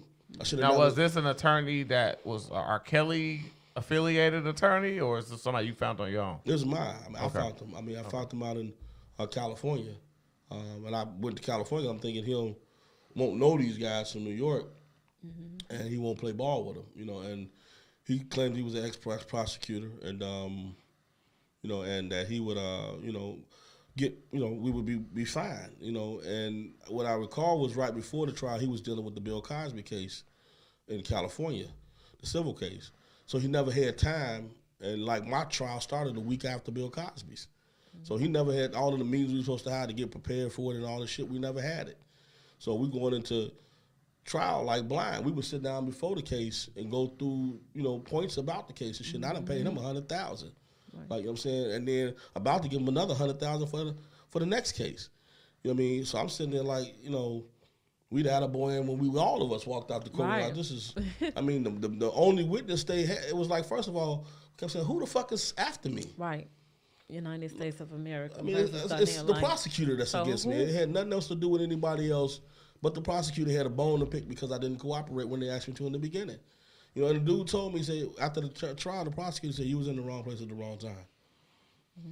You're not the guy we thought you was. Have you thought about trying to refight this case? So this is why I said my lawyer was in on it, because one, he told me that an appeal would cost too much and I wouldn't get it because what they gave me was beneath the federal guidelines. He's like, they gave you less than the federal guidelines. You should take it. And just, and I was like, I said, man, you want me to take on the jail at fucking damn near 50? Right. I'm like, nah, man, I can't take that. But he was like, you're not going to win it, and they could possibly give you more time. And I was like, yeah, if you fight this, you're going to be right back in front of the same judge. You can get more time. I'm like, man, fuck. He's like, well, you have a certain amount of days to file the appeal. So at this particular point, I'm like, well, what do you appeal? I don't know shit about none of this. Appeals, what I've been here for, none of this. So that's when it's like, okay, we got to start doing research, but we're going to find out that kind of shit, and you don't even know where to look. And 14 days, however long you had to file this fucking appeal. So it was like, at that point, it's like, I done exhausted my money. We went through a whole year not being able to raise no money because my name ain't attractive to nobody now. We had $1 million deals on the fucking table. Every last one of them pulled back. We built an oasis on the west side of Chicago, $25 million raised. Every last one of them pulled out. I mean, so to go from me trying to hold the company together and convince investors to stay on board, and now I got to fucking research this case and all that. It was, and I don't have the team I had because I ain't got employees no more. We have to let people go. It's like, how do you find a way to figure that shit out? You hire somebody who's supposed to do his job. Right. He didn't. I mean, you know what I'm saying? And when I sat down and talked to these new set of lawyers, and they showed me, these judges, they showed me all the shit where he fucked up. I was like, wow, he did fuck me. And I just specifically remember him telling me, if you go in front of this next judge, which is the one I pled guilty to, she's going to give you 5 years. I'm like, for what? I said, dude, I don't even know them bitches, though. No evidence, no nothing. No nothing. I said, I don't know her. He said, because she gave Rob 30 years, she going to give you 5. So this was in New York? Yeah. I said, man, fuck, I ain't even been to fuck. I've never even been to New York. How the fuck am I out in New York going to fucking trial in New York, and I've never even been there? Ain't done shit in New York. They don't even live in New York. I'm like, I was like, fuck. So I'm sitting here like, what the fuck are we gonna do now? Right. This motherfucker done got all our fucking money. he basically telling me to throw myself under the fucking bus. How much money have you exhausted in legal fees so far? I mean, shit, we talking about over 300,000 total. I mean, you got to look at the travel time, back and forth to New York, and a whole week trial, staying at the hotel, like all of that. Yeah, I spent a lot of fucking money. Do you have any money left to your name after all of this? No, I got a dime. I'm broke as fuck. Not a penny. I mean, literally. So what are the plans? Like, I mean, he's leaving. How long you're gonna be gone total? Like 12 months? I don't know. I mean, it's two kinds. It's two different guilties. You got Southern and Eastern districts, so they running together, which is consecutive. What is it when they run together? Concurrent. Yeah, they're running together. So they said, good time and 75% or 85% or whatever. Right. It could be as little as 14 months. Okay, so a little over a year. So, as much as 16. How has that been like? What's the plans? What have you guys been doing? I'm pretty sure aside from spending as much time together, I mean, what does that look like? Nothing but prayer. It's a lot of mental emotions going on, daily, 1 minute, and then as you get closer into the day, it's like we went from looking 6 months away to now being 30 days away to, having this, having to face this. And then, I was telling the attorney, I would prefer, because he had an option to be in Illinois. So we're like, okay, well, if he's somewhere in Chicago, then that's good. But he couldn't be, downtown Chicago because Rob was there. And then back in 2009, my mother was murdered by her boyfriend. So he's in Illinois. So I didn't want to be, in that same facility because, I mess around and bump into him and we're going to have problems, right? So got to go to, Minnesota. So we're talking about a 5-hour drive, empty bank, trying to plan our family to make sure that, we keep food in the refrigerator. Yeah. Eggs is like $10, so it's a lot, financially, mentally, emotionally, talking about an innocent man who has to serve time for something that he didn't do. And, you just stuck. You think going to an attorney would be the right way to go, and that failed, I mean, even now, we've still been communicating with him, and every last one of them got a different story. It's like nothing is consistent. One guy told us about a route that we could take to even, get out of this, and we get to the next guy to question to make sure, because it's like I don't trust nobody now. Mm-hmm. These attorneys, they all work for each other. I don't give a shit what nobody says, and like, they determine up front whether they're going to let somebody ride or not. You know what I mean? And my attorney, I felt like, when I dialed it back and listened to how he was convincing me, everything that I could have did to get out of this, he did not do. By one, convincing me to take the fucking guilty on your terms, which I told him, let me talk to the judge directly, because he didn't want me to testify in either one of the cases. And I'm like, I said, well, first they need to know that I don't sound like I'm from New York. Two, the question of why has not been answered to this jury. Why is the fucking prosecution picking on me? And it's because I wasn't cooperating. Ain't nobody told them that.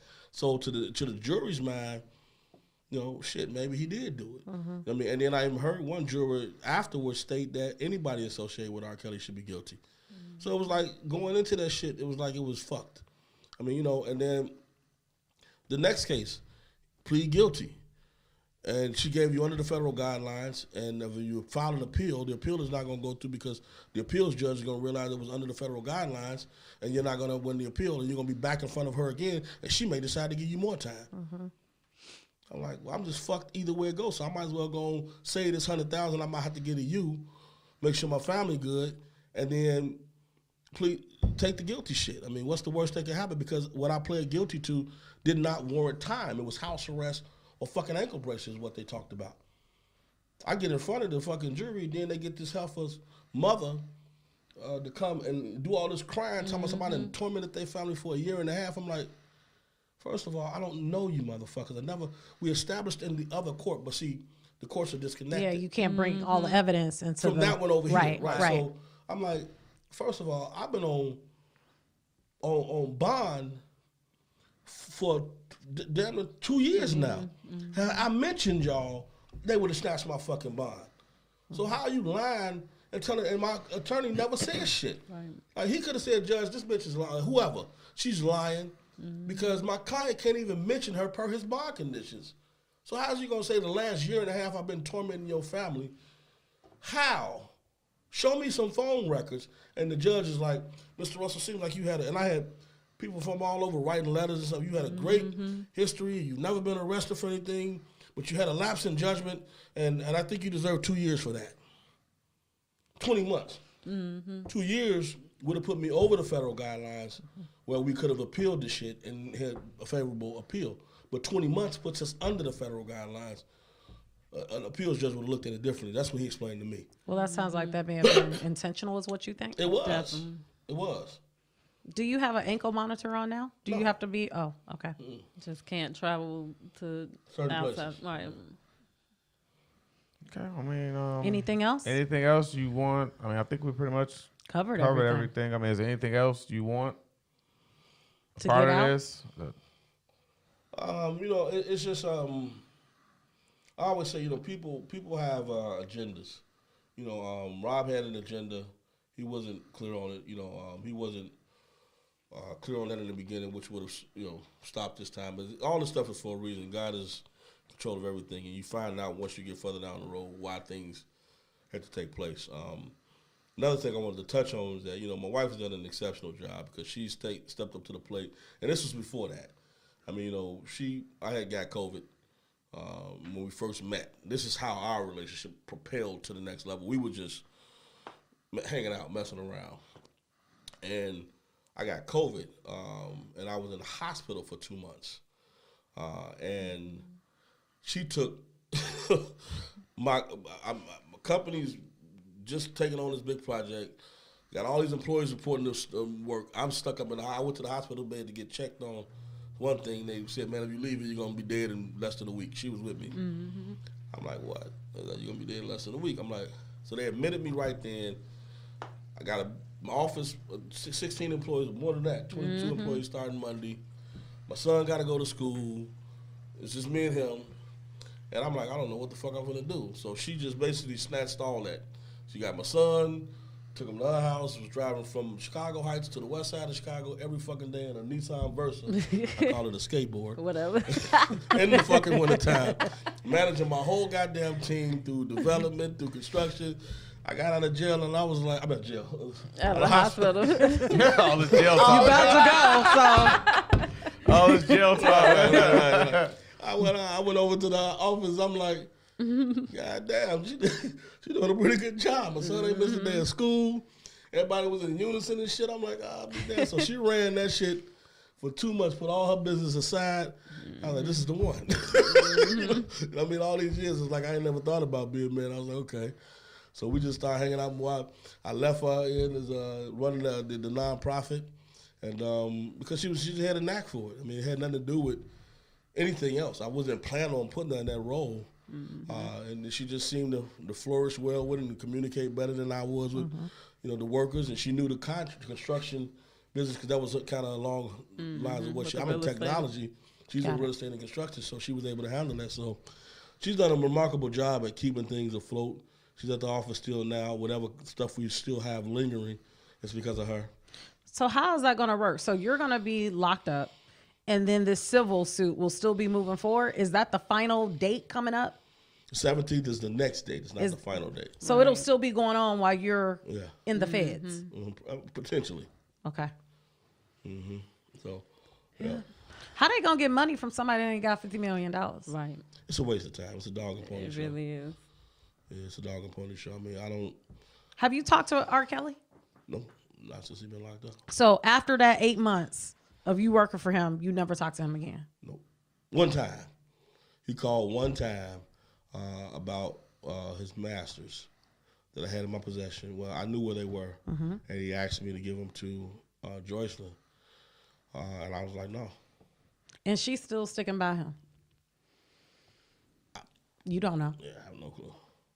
I don't know what. Do you think you were intentionally manipulated by R. Kelly? Yeah, yeah. You do you think he thought like at some point, in some ways, you'd be the fall guy? Let me tell you what. I'm glad you asked that question because that is key. So as I stated earlier on, I had not realized that people were not stealing from him. And that's because when I actually started looking at it, I'm like, this company here that's getting 10% of your royalties started back when Barry was managing you. And this is a fraudulent company set up by your ex-stage manager and one of your background dancers. How did it last from Barry all the way to me? And I had never asked myself that question until like recently when I started sitting back going over things in my mind. I'm like, how did it last from Barry? He said he didn't know it existed. Barry to me, I'm like, I know other managers have been in these portals and found out shit because other shit has been attached to him to get pieces of his royalties too. That was hush money. Yep. That's how he paid people to shut up for the Battery Studios and all the other shit by making sure that they got that money. And when I came in and redirected that money all to him, I set myself on fire. Because now these motherfuckers is mad as fucking me because money they've been getting all these years is now cut off. Mm-hmm. So, yeah, he knew that shit. And what he also knew was Barry Hankerson, Artie Pabone, Linda Miss, George Daniels, and all these other motherfucking names that's attached to him know where the bodies are buried. They were there. They can say the body is buried right there in that corner, dig 6 times and 1 to the left, and you'll find it. Now let me ask you something. I can't tell you that. Bringing that up, because you said that when we were on the phone. You said that you know where the bodies are buried. No. I said I know that there are bodies buried. I don't know where they're buried. See, me going through contracts, and I'm knowing $7 million went to Lier and people. But I wasn't there when it happened to know the exact thing like Jomo, Barry Hankerson, and the other guy. I know that Johanna Pace got paid $250,000, and she got a truck along with that. I wasn't there to see why, though. Barry Hankerson, Dermot David was the one that negotiated that shit silently away from court. So they know the truth. I know the shit exists. But you don't know the why. Right. Or the where, or any of that shit. Right. See, these other ones do, so you protect them. You don't want them in locked up because they're going to tell the people all your shit. I can't tell them that shit. I can only give them certain details. I can't give them all of them. So it sounds like to me it was a web of like lies within the contracts. It sounds like to me R. Kelly was never going to have any money. I mean, based on what you're saying. He made money off of performances. But in terms of him making music and selling records, it sounds like that money was gone out the door as soon as he put a record out. So this is the biggest part of the puzzle that we never discussed. Rob, at the 39th year, it's a clause it's a grandfather clause that the industry has where every artist gets the ability to do terminations and get all of their masters back, and as well as their publishing. Rob's 39th year ended last year. This year while he was on trial. Mm-hmm. So at this point, he can never get his shit back. That's a lie. There's no such thing of a 39th year clause. It's a 25-year clause. Because if it was a 39th year, Rob wouldn't be eligible for no masters. It's a 25-year clause. And every 25 years, he can fight to get his stuff. Which means that Don colluded along with everybody else and to make sure Rob is locked up so that way he can never get his masters. Pay attention to what he said. You know where the bodies are buried. No. I said I know that there are bodies buried. I don't know where they're buried. See, me going through contracts, and I'm knowing $7 million went to Lier and people. But I wasn't there when it happened to know the exact thing like Jomo, Barry Hankerson, and the other guy. I know that Johanna Pace got paid $250,000, and she got a truck along with that. I wasn't there to see why, though. Barry Hankerson, Dermot David was the one that negotiated that shit silently away from court. So they know the truth. I know the shit exists. But you don't know the why. Right. Or the where, or any of that shit. Right. See, these other ones do, so you protect them. You don't want them in locked up because they're going to tell the people all your shit. I can't tell them that shit. I can only give them certain details. I can't give them all of them. So it sounds like to me it was a web of like lies within the contracts. It sounds like to me R. Kelly was never going to have any money. I mean, based on what you're saying. He made money off of performances. But in terms of him making music and selling records, it sounds like that money was gone out the door as soon as he put a record out. So this is the biggest part of the puzzle that we never discussed. Rob, at the 39th year, it's a clause it's a grandfather clause that the industry has, where every artist gets the ability to do terminations and get all of their masters back, and as well as their publishing. Rob's 39th year ended last year. This year while he was on trial. Mm-hmm. So at this point, he can never get his shit back. Sony owns it forever. So that's all a part of it as well. Wow. Do you think that was intentional? Hell yeah. Mm-hmm. Yeah, Sony paid for part of that shit with Lifetime too. It was too many things. We went out on a fucking tour. The last tour we made, which is another why I say he's a manipulating fuck. Me and Santee, which was his sound guy, they had did 2 tours where his sound people had never got paid from the shows. So this last tour, he broke. We trying to convince everybody to go out. I promised everybody was going to get paid. I ended up, his manager, which was, his accountant was John Holder out of Florida. His manager was Mason, Henry James Mason. It was the tour where he went from here to Phoenix, Texas, Florida, Mississippi, back up to Chicago. The back line is the stuff that goes on stage that allows them to do the show. So these motherfuckers went over to the back line people and put up a bad credit card. So they were trying to stop him from doing the concert because, one, they had stole so much money from the promoter. And we found this out when I contacted the promoter and got the original This contract. is all in 8 months. This is all in 8 months. That's a long 8 months. This is a long 8 months. This is a long ass year. Right, for us. So, I mean, shit we done. But right. The point of it is so we go out on this tour. I get the contract from the shows where his upfront money was $120,000. They put $60,000. His back end money was supposed to be paid 2 hours before the show. They put 2 weeks before the show because they didn't want him to go. It was a whole bunch of bullshit. So me and the promoter worked. I went to Rob and said, Rob, they're trying to get you another lawsuit. Your managers are. So why would they want that? Because they don't want him to show. They already got their money. They want him. This is why everybody was working together. Let me tell you. So we get out on the tour. I get to the first location, which was Phoenix. I had to put my card up because none of these 20-year niggas that was around him had driver's license nor credit cards. So that's some typical Chicago shit. So I'm like, that's right. So I wasn't planning on going. I said, we was down at the studio, we was talking about the tour. I had worked out everything with him. I said, Rob, y'all need to be leaving at a certain time to catch the show in Phoenix. The backline truck just pulled off because the credit card bounced. So I put my card up, rented a fucking, he wouldn't come back, so I rented a fucking U-Haul, big one. Picked the shit up, drove down to Phoenix 17 hours, just made the show, and I got the box office report about the sales, because that's who paid me back. For every time I would drive the truck there, they would pay me whatever their fee is to bring their truck down. So they paid me. I'm looking at the backline report. I'm like, what the fuck is Lifetime name at the top of this motherfucking report? I'm like, that's weird.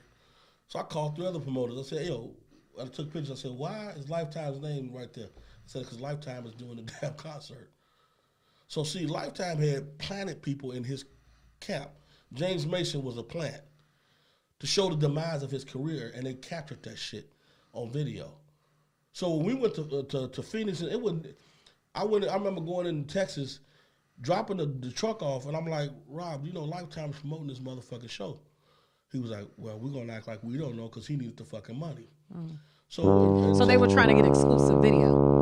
Was that their goal? Yeah, they wanted exclusive video of him failing. Mm-hmm. Oh, so you get there and nobody's there. We go into Texas. I dropped the truck off. I'm in the cab, the Uber going back. The Uber driver was asking me, who's in town tonight? I said, R. Kelly. He said, R. Kelly? Holy shit, I didn't know he was here. What? Motherfuckers didn't promote the thing. So I'm wondering, like, how the fuck is this is a 10,000 seat auditorium and they ain't sold but 300 or 400 tickets the day of the show. Intentionally, you're saying. Exactly. They never promoted it or did shit. And then that's where they had this big thing set up in Texas where they went out on the stage and the girl's mother ran out and they got into the auto. Y'all heard about that. And the big fight and all that shit that took place, that was designed to show him coming out in handcuffs. I disrupted that. I didn't know because it was some chick on the stage that he was trying to holler at. When the police took everybody off stage, they took her. He was asking where she was to Santee, which is a stage guy. So I didn't know who. I thought it was maybe a family member. I went to go find them and bring them back. And outside, they had all these cameras set up with helicopters and shit. And Azriel's mother was in the car saying, he attacked me on stage and da-da-da-da-da and all this shit. And I'm like, no, that's not what happened. You ran on stage and attacked him. And the young lady was there too, and she told the same story I did. They ended up arresting her. I'm looking at Lifetime's banners all over the fucking place, and they were basically trying to show the demise of R. Kelly. On camera. Yeah. So why never no lawsuit against Lifetime? All that was coming. Had he not got, you got to realize, we dealing with money from shows. He ain't got no other money to hire lawyers, and we talking about an industry that wants him gone now. But everything you're saying, you see why people thought you were the manager, right? You did everything. In that 8 months, that was a long 8 months. Yeah, it was. That's why people thought you were the manager. I can understand. I'm not here to dispute that. I'm here to set the record straight. I was not his manager. Manager gets paid. You weren't getting paid. He gave me over $300,000. No, I was investing. Right. And that time was still looked at as investing, but it didn't last that long. And you didn't get your money back. Never got shit. I got a building indirectly through that, which we turned around and, and was able to get some dividends off of that. But no, never. So two more things we're gonna touch on, and then we'll let you guys go. Yeah. Number one, since you have dug into this whole financial circus, have you seen where there were possibly payoffs for some of these girls? Hell yeah. All of them? I said $100 million in promissory notes. That was to pay women off. And how long was that going to last? Was this like he would still be paying if he had money to 2040?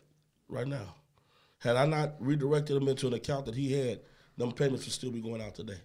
That was as of 2019. The first quarter in 2019, they never got any more money no more. How many girls are we talking? Well, okay, so we can't talk about girls. We talk about corporations that were set up. Right. Shell companies. Okay. Right, shell companies. Now, here's the plot that made everybody mad. So Don took money from Rob and redirected it against Rob's wishes. How do he know that the money was going out to females? Now he just saying to shell companies. Make this shit make sense. Girls, got it. So we had about 11 shell companies set up that was feeding out of the various portals.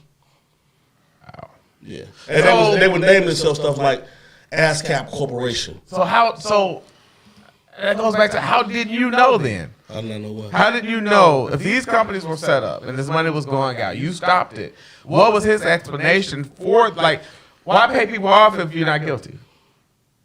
That's my point. When I would go to him and say, Rob, what the fuck is ASCAP Corporation? ASCAP is a fucking foundation. Why is ASCAP Corporation getting money out of your royalties? Oh, no. So I would go back and research, and it's not no one-night thing. Thanks. You go back and figure out. Okay, first you got to find out what you state it's in. Got it. And then you find out the state, then you find out the name. Rob, who is Cheryl Mack? Oh, that's Mack Source. So why the fuck does she own ASCAP Corporation and they getting 10% of your royalties? Oh, no. It was too many of them. I'm like, dude, this is the dumbest shit I ever heard in my life. How the fuck $100 million of your money, that's why we would fall out. Going to these shell companies, you have no fucking clue about none of this shit?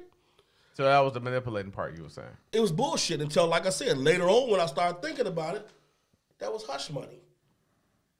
That wasn't him paying them, somebody putting them in there to steal from them. That was hush money to stop them from telling about them fucking 15-year-olds that they witnessed him fucking. So that's why ain't none of their asses on trial. Do you feel like these parents were aware of this? Fuck yeah. So the parents knew. All of them knew. It's like he would still be paying if he had money to 2040. Right now. Had I not redirected him into an account that he had, them payments would still be going out today. That was as of 2019. The first quarter in 2019, they never got any more money no more. How many girls are we talking? Well, okay, so we can't talk about girls. We talk about corporations that were set up. Right. Shell companies. Okay. Right, shell companies. For the girls, got it. So we had about 11 shell companies set up that was feeding out of the various portals. Wow. Yeah, and they would name themselves stuff like ASCAP Corporation. So that goes back to how didn't you know then? How did I know what? How didn't you know if these companies were set up and this money was going out? You stopped it. What was his explanation? Wait a minute. ASCAP is publishing. That was Rob's publishing. So you redirected it to yourself after stealing from Rob. Oh. Now you telling on yourself. Okay. Nation for like, why pay people off if you're not guilty? That's my point. When I would go to him and say, Rob, what the fuck is ASCAP Corporation? ASCAP is a fucking foundation. Why is ASCAP Corporation getting money out of your royalties? I don't know. So I would go back and research, and it's not no one night thing. You go back and figure out. Okay, first you got to find out what state it's in. Got it. And then you find out the state, then you find out the name. Rob, who is Cheryl Mack? Oh, that's Mack Source. So why the fuck does she own ASCAP Corporation and they getting 10% of your royalties? Oh no, it was too many of them. I'm like, dude, this is the dumbest shit I've ever heard in my life. How the fuck $100 million of your money? And that's why we would fall out. Going to these shell companies, you have no fucking clue about none of this shit. So that was the manipulating part you were saying. It was bullshit until, like I said, later on when I started thinking about it, that was hush money. That wasn't him paying them, somebody putting them in there to steal from. That was hush money. Oh, him the road, Jordan Road. Oh, excuse me, road, Jordan Road. Look at that. My soul rising. To stop them from telling about them fucking 15-year-olds that they witnessed him fucking. So that's why ain't none of their asses on trial. Do you feel like these parents were aware of this? Fuck yeah. So the parents knew. All of them knew. This ain't no. We talking about this man ain't at the door letting people in. It's got to go through this person, that person, or a handler to get to him. If your daughter gone for 4 or 5 days and you knew last thing you saw was at an R. Kelly concert, wouldn't you be on some shit with this nigga? Yeah. I mean, it ain't like he ain't got that history already. Well, in the portal too. So the portal, because I'm not familiar with the portal. You've explained it to where I understand it. So does that mean that the record companies would have access to know that that information is in the portal? It's their portal. So they knew these shell companies were set up, essentially. Yes. Got it. So they knew the hush money payments. Yes. That's why I said the labels were fueling this shit. Sony fueled that shit. Universal knew that he had that. Eric cut one of the lawyers for Sony had to sign off on those those disbursements. Exactly, those disbursements. So essentially, Sony was a part of this because they was getting paid. They was getting money out of it. Because they were getting money, and if Sony making billions off this man. And if he had went to jail earlier in his career, that would have stopped their money. It would stop their money, one. But the bottom line is he's approaching 39 years. They get to keep the royalties. They get to keep his music. Fuck the royalties. I mean, yeah. The catalog is worth billions. Right, that's what I meant to say. They don't think about R. Kelly today. 20 years from now, it's going to be another motherfucker singing I Believe I Can Fly. And then his generation ain't going to know shit about R. Kelly. They didn't kill R. Kelly. His brand is dead. They own him for his everything he created. He created timeless music, and they own it forever. Same thing with Michael Jackson. Same thing with James Brown. Same thing with Prince. Same thing with Sam Cooke. Same thing with Whitney Houston. They own their catalogs forever. So he was basically. It sounds like you're saying he was intentionally doomed so they could keep his catalog. He was intentionally doomed because of who he was. Right. Had he been a smart motherfucker and paid attention, he would have been shit, in a better position. Exactly. But his karma put him in that position. And he's dealing with his shit. That's so you don't feel sorry for R. Kelly? No, fuck no. No, he does need to see some psychiatric treatments right now, yeah. But do I feel sorry for him? No, he's right where he deserved to be. Shit, all that shit that he's done, I sat there and watched that man promise to pay them people. They got off their fucking jobs, went down there, did that last tour for his ass, put money in his pocket. He didn't pay them shit. It's like y'all walking out here and they don't get their chop. That's wrong. You don't do no shit like that. These guys live out at the bottom. They not taking no 40 or 50,000 to show home. A couple thousand to feed their family. They flew in, they get paid for the whole tour. And yet they didn't kill R. Kelly. His brand is dead. They own him for his everything he created. He created timeless music, and they own it forever. Same thing with Michael Jackson. Same thing with James Brown. Same thing with Prince. Same thing with Sam Cooke. Same thing with Whitney Houston. They own their catalogs forever. So he was basically. It sounds like you're saying he was intentionally doomed so they could keep his Well, catalog. he was intentionally doomed because of who he was. Right. Had he been a smart motherfucker and paid attention, He would have to his been in shit, a better position. Exactly. But his karma put him in that position. And he's dealing with his shit. That's So what you he's don't dealing feel sorry for R. Kelly? No, fuck no. No, he does need to see some psychiatric treatments right now, yeah. But do I feel sorry for him? No, he's right where he deserved to be. Shit, all that shit that he's done. I sat there and watched that man promise to pay them people. They got off their fucking jobs, went down there, did that last tour for his ass, put money in his pocket. He didn't pay them shit. That's like y'all walking out here and they don't get their chop. That's wrong. You don't do no shit like that. These guys live out at the bottom. They not taking no 40 or 50,000 to show home. A couple thousand to feed their family. They flew in, they get paid for the whole tour. And yet he out taking these bitches on $70,000 shopping sprees and shit. So no, he deserved to be that. Just from that alone, from the little bit that I saw alone, and that ain't much, because I didn't go in there sleeping. I didn't go in there trying to be his friend. I didn't go in there trying to smoke cigars and shoot hoops with him. Nigga, where are we going to get this money from? And if we ain't finna get this quick, I'm finna be out of here. It just so happened all of the shit was coming in quicker than we could figure it out, and we was never going to pivot. And when we realized that, I'm out. I can't do this shit no more. On top of he's a sick motherfucker who need help. If R. Kelly was able to keep paying them girls, do you think he would be behind bars? Yeah. Yeah, he went behind well. Because it seemed like a lot of people, from what, I'm just thinking about the timeline that you've painted here today. Based on the timeline that you have painted here today and all of those shell companies, which, according to you, links back to people that were hush people that need to be quiet, right, based on what they knew, or maybe being victims of R. Kelly. It sounds like to me, shortly after they were cut off, that's when everybody started singing, according to your timeline. Right. Well, they had already been singing. It was coming close to us hearing the music. But it's like when you cut a song, you cut that in the studio, and you may do the verse one day, the background another day, the rap another day. It all got done a long time ago, and that was in with the FBI and Homeland Security as a part of that shit. We may not hear it for a whole other year. So they did the singing, and they told them people what they needed to do, and we heard the song a year later. And that's what's going on today with him being locked up. But this shit been planned. This wasn't no just the feds woke up one day and targeted R. Kelly.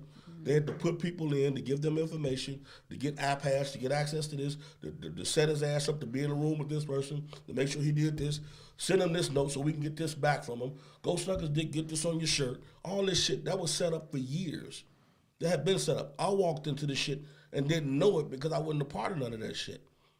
When I finally started figuring out what's going on, it was like, oh, this is way too stupid. It was over with by then.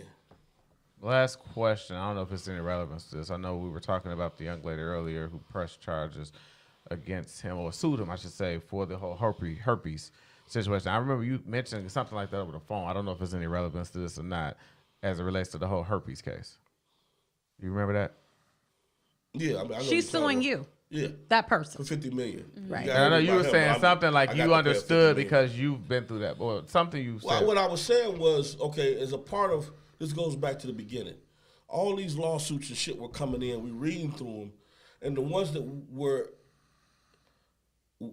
would have been disruptors to what we were doing, we made phone calls about. One of them was this young lady who had herpes, and he supposedly gave it to her, and she was suing for $250,000. Now to me, you gave me herpes, $250,000. The last thing, I'm taking your ass to court or whatever. My father gonna show up, put something in your head, something. Right, but Stephanie. I'm not understanding this $250,000 demand for herpes. And the reason I said what made me roll up my sleeves in my heart was because I own a business. I had an ex-girlfriend who lied and sued me for $50,000 and said I gave her herpes. So the same shit. So you hitting all these things that's making me feel like protecting you even more because I done been through this shit.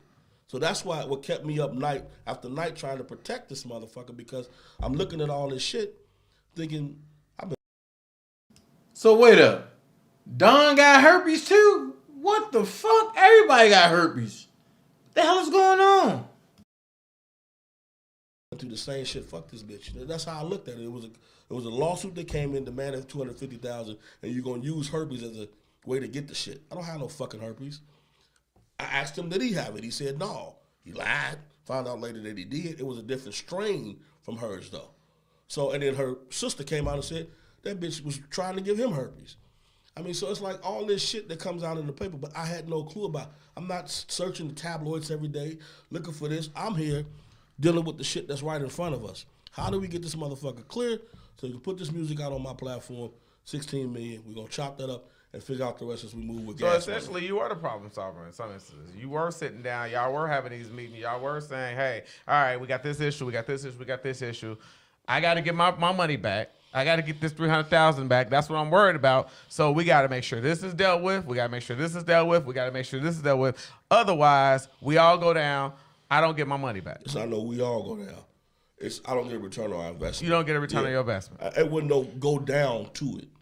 It's like these are lawsuits. Well, he can't get in trouble right now. I had no idea there was a criminal investigation that was a part of this whole scenario. There's no inkling of a clue. If that was the case, you don't go dive in the fucking water when you know the FBI and Homeland Security then put red tape around the motherfucker. When that music came out on Apple, did you do anything about that? When they dropped the record, what was it, like 2 months ago or so? No, I ain't done shit about nothing with Rob. What? 2019. Got it. That nigga lying like hell. I left. I ain't gave a shit about none of that since then. It's been about getting my shit. I mean, we've accomplished a lot. I mean, my own company getting back on track to where we were before COVID. COVID happened. That was like a little getaway, you know, and so it was kind of, the timing was almost cool because my business had kind of went down because of COVID. Then him, you know what I mean, you know, I think COVID happened a year after that. I mean, so it was cool. What was this is the last question, and then we'll let you go. What was the whole, you said the signature manipulation. You said that was part of the manipulation. He acted like he couldn't spell Sylvester, which was his middle name. Right. And you said, I'm going to put that on pause and come back to it. So what, that was a lie? Yeah. He actually could spell his name. Oh, man. Can he read? Yeah, he can read. So he can read and write? Fuck yeah. Hell yeah. So why has he been lying? Because I've heard this before. Let me tell you. That he can read and write. Several times. We've heard he was illiterate. Let me tell you, that's a whole lie. Well, I've heard several times that he's not illiterate too. Right. So this is what happened. This is how I found out. We getting towards the point where me and him are fighting like all the time. Because I'm like, Rob, this shit is stupid as fuck. How the fuck is it? Whatever. We're going back and forth. Whatever the issue is today, it's a new issue that he don't know nothing about. Not adding up. So he calls me to the studio one day. Me and my mom, we were both down there. And we were sitting in there, and he started reading out his issues with me. He reading them out. But he reading them from his phone. I'm looking. He got to issue number 3. I said, motherfucker, you can read. He said, how long you been waiting to say that? See, you analyzing me too much. I can't take this shit. D, you need to slow down, D. You keep getting ahead of me. I said, Rob, if you a lazy learner motherfucker, say it, but stop making people think you can't read and write. I said, all this contract shit, you could have read it. I don't like reading long shit. Well, say that, goddammit. Stop lying. So what he does is make you feel like he can't read, so you can lie to him about something in the contract, and he act like he can't read it, and now he know what kind of person you are. You just lied to me. That's bullshit. That's a manipulating ass shit. He want to see if you going to purposely lie to him about money or something in the contract. He go back and read it. He know what it says, and he acting like he don't know what it says because he can't read. That's a manipulating motherfucker right there.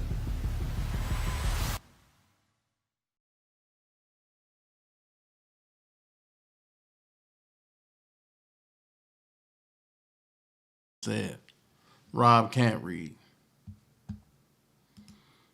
I know that for a fact. So all the stuff Don talking is trash. But I ain't gonna keep y'all. I know people was getting late. I'm up out of here. Y'all be blessed. See y'all tomorrow. Love every last one of y'all. Y'all could have been anywhere in the world, but y'all rock with me. Thank you, Miss Jennings, for the 20-piece. I encourage everybody, if you want to donate, donate, okay? Love every last one of y'all. Peace.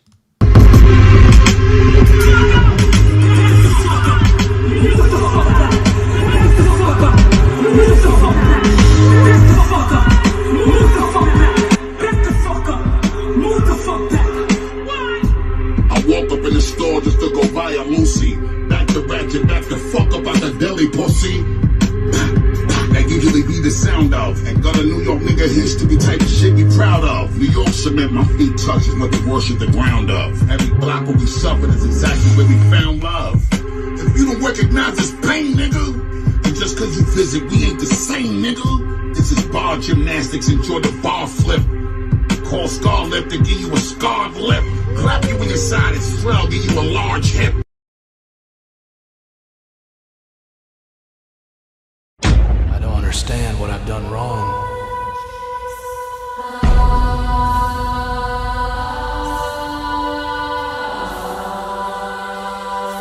I haven't done anything wrong.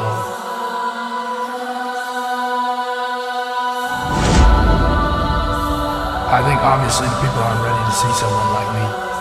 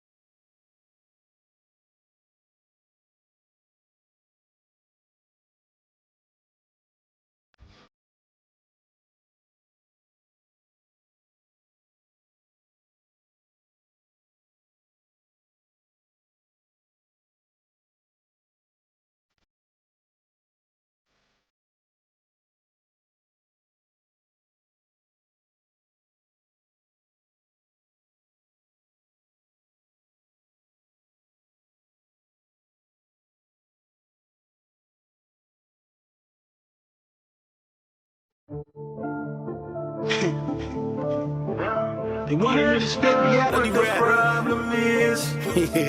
What the problem is. Whatever that fucking mean. Yeah. Let's go. Fuck you niggas and I mean that. You want war, bitch, I bring that. Real niggas dressing all black. I'll put your life in the past. All you lames ain't gon' last. Put that dumb shit in the trash. I be all out in the jungle while them gorillas even when they spaz. I was boosting them was back out. Run all up in your stash house. Tell you niggas kick the cash out. A 45 on your ass. A lot of y'all dudes is acting. Keep on saying that y'all trapping. Put you right up on the news channel 45 asking what happened. Big nigga and I'm husky. I dare you niggas try to touch me. So official like the ref. I got some real niggas that'll leave you dusty. I ain't never had nothing. Making something out of nothing. Out here grinding real hard, trying to turn the devil to an English muffin. I whip the work like a slave nigga. Streets know I'm a go-getter. I can never be a whole nigga. Real facts, you's a whole nigga. Catch the boy in the cup. Watch the pot bubble up. Profit going double up.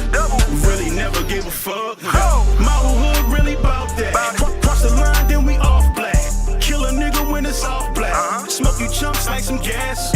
My father never really fuck with me. None of you niggas can't fuck with me. Say it twice and you remember me. None of y'all can't fuck with me. So high of life like I just popped a molly. Wait for a young dumb ass nigga to try me. Giving them shots to the face of the body. Guns like a boxer, man, shots to the body.